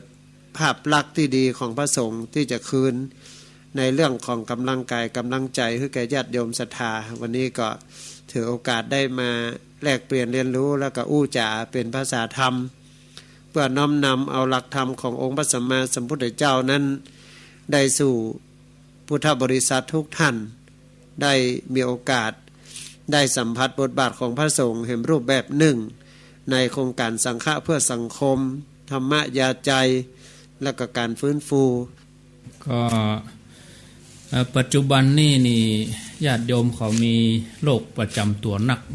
ครับผมเราจังสังเกตเวลามีทีวีลงข่าววิทยุก็ออกข่าวมาเป็นโรคซึมเศร้าเชียงใหม่เฮานี่ก็ตั้งแต่ต้นเดือนมาก็มีหลายรายเหมือนกันครับเป็นโรคซึมเศร้าอันนี้เขาจะมีรักแก้จะใดจันท่านพระครูโรคซึมเศร้าในเพราะหยังครับอันนี้อาจารย์ตั้งประเด็นในเรื่องของโรคนะครับครับก็เป็นสิ่งที่เฝ้าระวังอยู่นะครับในช่วงนี้ก็โดยเฉพาะอย่างยิ่งผมนั้นก็ได้มีโอกาสถือว่าเป็นวิกฤตสร้างโอกาสนะครับอาจารย์ผมได้ดูแลคนไข้ในเรื่องของผู้ได้รับผลกระทบจากเชื้อ HIV/AIDS สิ่งที่ชัดเจนที่สุดที่ได้ผ่านมาก็คือความลำบากใจของพ่อแม่นะครับของครอบครัวก็จะบ่ค่อยมีโอกาสที่จะเข้าสู่สังคมในทุกกิจกรรมเพราะอาจจะมองในเรื่องของลูกที่กำลังเจ็บป่วยความเจ็บป่วยของลูกเนี่ยมันเป็นสิ่งที่บั่นทอนและก็ทำให้คนในครอบครัวนั้นมีภาวะของความเกรงความกลัวแล้วก็โดยเฉพาะอย่างยิ่งภาพของลูกที่เคยตุยปีดีงามมีความสง่าราศีสุดท้ายก็กลายเป็นคนที่ผอมแห้งแรงน้อยมีผื่นมีตุ่มขึ้นมาคืออันนี้ภาพเก่าๆที่ฉายให้ผมได้หันว่าสิ่งเหล่านี้แหละเป็นจุดสตาร์ทเริ่มต้นของคำว่าซึมเศร้าและบ่สามารถที่จะอยู่กับสังคมได้อย่างมีความสุขเพราะฉะนั้นสิ่งเหล่านี้เนี่ยท่านอาจารย์ท่านพระครูผมก็เมื่อได้สัมผัสในชีวิตของคนที่ได้รับผลกระทบเช่นนี้เนี่ยสิ่งหนึ่งที่จะเข้าไปก็คือความเป็นพระเจ้าพระสงฆ์เราจะไปดูว่าเปิ้นอยู่จะใดต้นขั้วของปัญหาคืออันหยังจะใดว่ามันเกิดความร้าวฉานในครอบครัวจะใดว่ามันทำให้คนเฒ่าคนหนึ่งที่เคยเริงร่าและเข้ามาสู่วัดสู่วาเนี่ยหายไปจากวงการของพุทธบริษัทก็เลยไปหากุศโลบายว่าจะไปเยี่ยมตรงๆนั้นเขาก็รู้สึกว่ามันจะจู่โจมเขาก็ใช้วิธีการเยี่ยมกลายเปิ้นว่าเยี่ยมกลายก็คือเฮาไปผ่านบ้านเปิ้นก่อนไปบ้านที่จะต่อไป 2-3 หลังแล้วเฮาก็ย้อนมาหาเปิ้นมันมีคำถามว่าไปไหนมาตุลุงเขาก็บอกไปบ้านแม่อุ้ยแก้วไปบ้านแม่อุ้ยคำแล้วก็ผ่านมาตรงนี้เขาก็คืบคานเข้ากับน้อยก็น้อยเป็นจะได้พ่องแต่เฮาฮู้ละว่าในบ้านเปิ้นมีผู้ป่วยครับเฮาก็พยายามที่จะแวกวงของพ่อของแม่เข้าขึ้นได้เพราะหยังพ่อแม่เนี่ยความรักลูกความกลัวในเรื่องของผลกระทบของลูกเนี่ยเป็นสิ่งที่พ่อแม่รับบ่ได้ถ้าว่าคนอื่นมาตรีตาว่าร้ายแล้วก็ใช้ภาษาที่มันทำให้เกิดความเฉียดแทงในความรู้สึกผมก็เลยต้องฝ่าตรงนี้เข้าไปให้ได้แล้วก็ขึ้นไปป๊บก็ต้องถามหาโดยใช้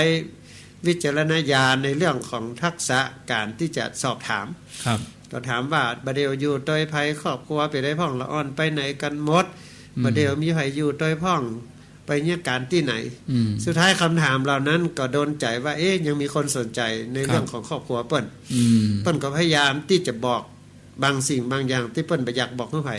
แต่ด้วยความเฮาเป็นพระเจ้าพระสงฆ์เนี่ยก็ได้รับการบอกกล่าวเล่าขานความไว้เนื้อเชื่อใจวางใจครับไว้เนื้อเชื่อใจว่าในสายตาที่มีแต่ความเมตตาในภาษาที่ออกไปเนี่ยเปิ้นก็มั่นใจว่าตุลุงมาเฮาทั้งที่ว่าเปิ้นอาจจะต้องการวันนี้ได้กำลังใจนะครับแต่ไผก็บ่สามารถที่จะฮู้จิตเปิ้นได้ว่าไปแล้วเปิ้นจะรับได้บ่หาเปิ้นจะยินดีก็หาอีน่ะครับเพราะฉะนั้นเมื่อไปแล้วก็เลยได้ข้อมูลตรงนี้ว่าความที่เปิ้นได้หายจากวงการหรือว่าวงจรของคนเฒ่าคนแก่ที่เคยไปอยู่กับวัดกับวากับหมู่กับจูมเนี่ยกลายเป็นเรื่องซึมเศร้าและ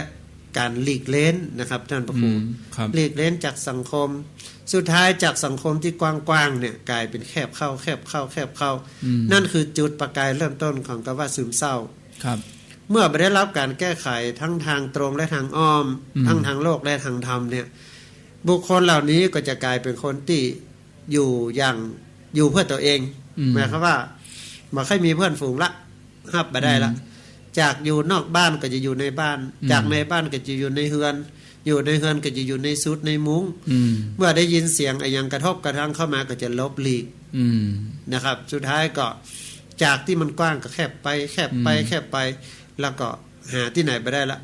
สุดท้ายก็จะต้องปลีกตัวเก่าจากโลกที่กว้างไกลนี้ไปสู่โลกแคบไปสุดท้ายก็จะต้องปลีกชีพตัวเก่าอันนี้คือต้นเหตุของการที่จะฆ่าตัวตายครับเพราะฉะนั้นเนี่ยโรคซึมเศร้าเหล่านี้เนี่ยมันเป็นไปโดยที่ว่าสิ่งที่เราจะต้องแก้ไขนั่นก็คือการเปิดใจเปิดปากเปิดหูเปิ้นบอกว่าได้ฟังเนี่ยมันก็จะกลายเป็นบุญหูของเปิ้นบุญหูเฮาโดยที่ได้สนทนาธรรมกันเหมือนกับผมกับท่านพระครูอู้กันเนี่ยมันเป็นบุญหูเมื่อเฮาได้ดูเปิ้นพฤติกรรมการกระทำของเปิ้นน่ะเฮาจะแก้ไขให้เปิ้นก็ถือว่าเป็นบุญตาเฮาที่เฮามีโอกาสได้มาหันเปิ้นเพื่อที่จะสนับสนุนช่วยเหลือได้อู้ได้จาก็ถือว่าเป็นบุญปากนะครับพระครูเฮาได้ฮือเปิ้นได้เปิดใจเปิดกายคู่กับเฮาแล้วเฮาสามารถที่จะเปลี่ยนแปลงพฤติกรรมแล้วก็เป็นกำลังใจให้เปิ้นเนี่ยถือว่าสุดยอดเปิ้นสามารถที่จะได้ระบายจากที่มันหนักก็กลายเบาลงเบาไปเบาไปสุดท้ายก็ลงเหมือนกับเปิ้นว่ายกภูเขาออกจากอกสุดท้ายเฮาก็ได้ดูแลอุปถัมภ์ค้ำจูเปิ้นก็ช่วยเฮาก็ช่วยเปิ้นมันก็ว่าช่วยให้เฮาได้มีองค์ความรู้เฮาก็ชื่นชูชื่นชมในสิ่งที่เปิ้นเนี่ยเฮาก็จูงใจเปิ้นให้เกิดความคิดใหม่พัฒนาใหม่ชีวิตที่สดใสก็เกิดขึ้นในชีวิต อันนี้คือการแก้ไขปัญหาคนที่ซึมเศร้ากรณีอย่างนี้นี่ท่านพระครูปะมานักเหมือนกันเนาะครับมันตั้งแต่เริ่มต้นตั้งปี2546มาโอ้ครับจนกระทั่งบัดนี้แล้วเปิ้นเปลี่ยนพฤติกรรมก็ครับเปลี่ยนอยู่ครับเพราะว่าหลังจากนั้นเฮาก็ดึงเอาจุดด้อยมาเป็นจุดเด่นครับคำว่าจุดด้อยในสังคมเนี่ยสมมติว่าเปิ้นยอมรับกันมาได้ครับเฮาก็พยายามเข้าไปคือข้อมูลความรู้กับเปิ้นโดยว่าเปิ้นจะทำตัวจะใดกับพฤติกรรมที่เปิ้นจะให้สังคมยอมรับแล้วก็ตีพฤติกรรมเหล่านี้ออกมาสู่สังคมในเรื่องของการที่จะให้คนใกล้เคียงหนึ่งคือคนในครอบครัวครับยอมรับเมื่อเกิดการยอมรับเกิดการอู้จาเฮาก็ไปบ่อยเข้าเฮาก็พยายามจักจูงทุกคนที่อยู่ในครอบครัวยอมรับในส่วนของสิ่งที่กำลังเข้ามาเป็นปัญหาในครอบครัวเนี่ยทำงานด้านนี้ก็อาจจะมีคนมองคนอยู่ตรงนอกมองว่าเอ๊ะท่านพระครูทำมาหลาย10ปีก็เกือบ20ปีนะจับงานด้านนี้จะได้หยังอยากจะได้ เขาก็จะทำเนาะได้หยังอยากจะลงทำได้อยู่พ่อไงก็ทุกวันเนี่ยนะครับผมก็อย่างวันนี้ตื่นมาป๊อบตี4 กึ่งทำวัดสวดมนต์ผมก็ต้มข้าวให้เนนเนาะเนนน้อยอันมาอยู่ตัวเป็นอ่อนมงโอกาสให้เขาได้มีการศึกษาผมก็ฉันไปตัวสอนเนนไปตัวแล้วก็ส่งเนนขึ้นรถป๊อบผมก็ไปทำกิจของผมเรียบร้อยผมก็ไปที่อุทยานธรรมไปดูเรื่องของการงานหัตถศิลป์ที่ส่งเสริมงานของกลุ่มผู้บำบัดสุรากลุ่มที่บำบัดเกี่ยวกับสุราก็มีครับบำบัดสุราจากที่เราทำเรื่องเอดแล้วนะเอดนี่ขยับขึ้นเพราะมันเป็นงานที่สำเร็จแล้วครับผมถือว่าการที่ผู้ป่วยเข้าถึงยาต้านจบพอยาต้านส่งถึงมือแล้วครับส่งถึงมือยาต้านนี่เปิดเหมือนกับกลุ่มอันนี้แสดงว่าขยับแบบเฉพาะกลุ่มที่ท่านพระครูทำก็เริ่มจุดน้อยๆแล้วก็พลักเป็นนโยบายระดับประเทศตอนนั้นท่านนายกทักษิณเนาะแล้วก็คุณสุดารัตน์เกยุราพันธ์เป็นรัฐมนตรีมันเป็นงานเอดปี2004ที่เมืองไทยประเทศไทยเป็นเจ้าภาพเอดโลกครับเอดโลกและทีนี้ผมก็เลยทำนโยบายในเชิงวิถีพุทธหรือว่าในเรื่องของศาสนาเข้าสู่การทำงานในเชิงนโยบายก็เลยทำหนังสือเข้าไปยื่นให้ท่านนายกแล้วก็คุณสุดารัตน์เปิ้นก็บรรจุเข้า30 บาทรักษาแสดงว่ารุ่นหลังนี่ก็ได้อานิสงส์ไปเตือกันเพราะแต่ก่อนนี่ก็มีเงินหมื่นตายยาต้านนี่เดือนละ10,000ครับช่วงหลังก็30 บาทได้กินละเดี๋ยวนี้หน่วยงานตั้งหลายก็เล็งมาเลยผู้บำบัดยาเสพติดก็คุมประพฤติมีหันหมดครับภาพกูอย่างตอนนี้นี่คุมประพฤติเข้ามาแล้วก็เพิ่นฮ้องว่าศูนย์ที่พัก ศูนย์พักพิงคนไร้ญาติที่ไม่แตกก็เชื่อมกันแล้วก็ในส่วนของบ้านอารุโนไทยซึ่งเป็นโครงการที่คนหนีสงครามหรือว่าคนที่มันไร้ที่พึ่งเนี่ยก็พยายามที่จะให้เราเข้าไปสนับสนุนแต่ปัจจุบันนี่ก็เชื่อมกับโรงพยาบาลสวนปรุงสัมปทองแห่งดงแม่วางได้หลอดจำตองเรื่องอันนี้ด้านคลินิกสุราและยาเสพติดไปจะได้บำบัดให้กำลังใจไปก็ตอนแรกก็ประสานกับคนไข้นะครับนะบางทีเฮามีคนไข้ในโครงการเฮาในบ้านเฮาในชุมชนเฮาก็พยายามปรึกษาเจ้าหน้าที่เฉพาะทางเฮาก็รู้มุมที่จะเอาคนไข้เหล่านี้เข้าไปสู่กระบวนการรักษาเยียวยาเขาก็บอกว่าจากสัมตองก็ต้องส่งขึ้นโรงพยาบาลสวนปรุงซึ่งเป็นโรงพยาบาลเฉพาะทางแต่ละเรื่องยาเรื่องเหล้าเรื่องจิตทุกเรื่องแต่เขาก็ไปเลือกตึกที่บำบัดสุราหลังจากนั้นเขาก็ไปอู้กับเจ้าหน้าที่กับหมอว่าแนวทางการที่จะให้คนไข้เนี่ยเลิกเหล้าเนี่ยเรามาเชื่อมโยงกันว่าแนววิธีพูดหรือว่าเชิงพูดเนี่ยกับโรงพยาบาลเนี่ยเขาอยู่ที่ไหนโรงพยาบาลกับทั้งศาสตร์ทางกายเขากับทั้งศาสตร์ทางใจประยุกต์เรื่องคำสอนเรื่องการปฏิบัติโดยเฉพาะอย่างยิ่งมันมองเห็นมุมหนึ่งคือผมไปดูคนไข้คนหนึ่งอายุ50มา70ครั้งโรงพยาบาลนะมาห้องยาเวียนเข้าเวียนออกแล้วว่าหมอเบื่อพ้องกันจนกระทั่งว่าบางคนก็คือทำงานในหั่นเลยซักผ้ากาล้างรถกาทำพืชผักสวนครัวเพื่อรายวัน 3-40 บาทก็แล้วแต่ว่าจะมีสุดท้ายเนี่ยเราถามว่าหมอจะยิ่งใหญ่คือคนไข้เหล่านี้ยุดในเรื่องของการเข้ามาก็เลยบอกว่าอีบ่อตุลุงก็มีโครงการของตุลุงเนี่ยเรา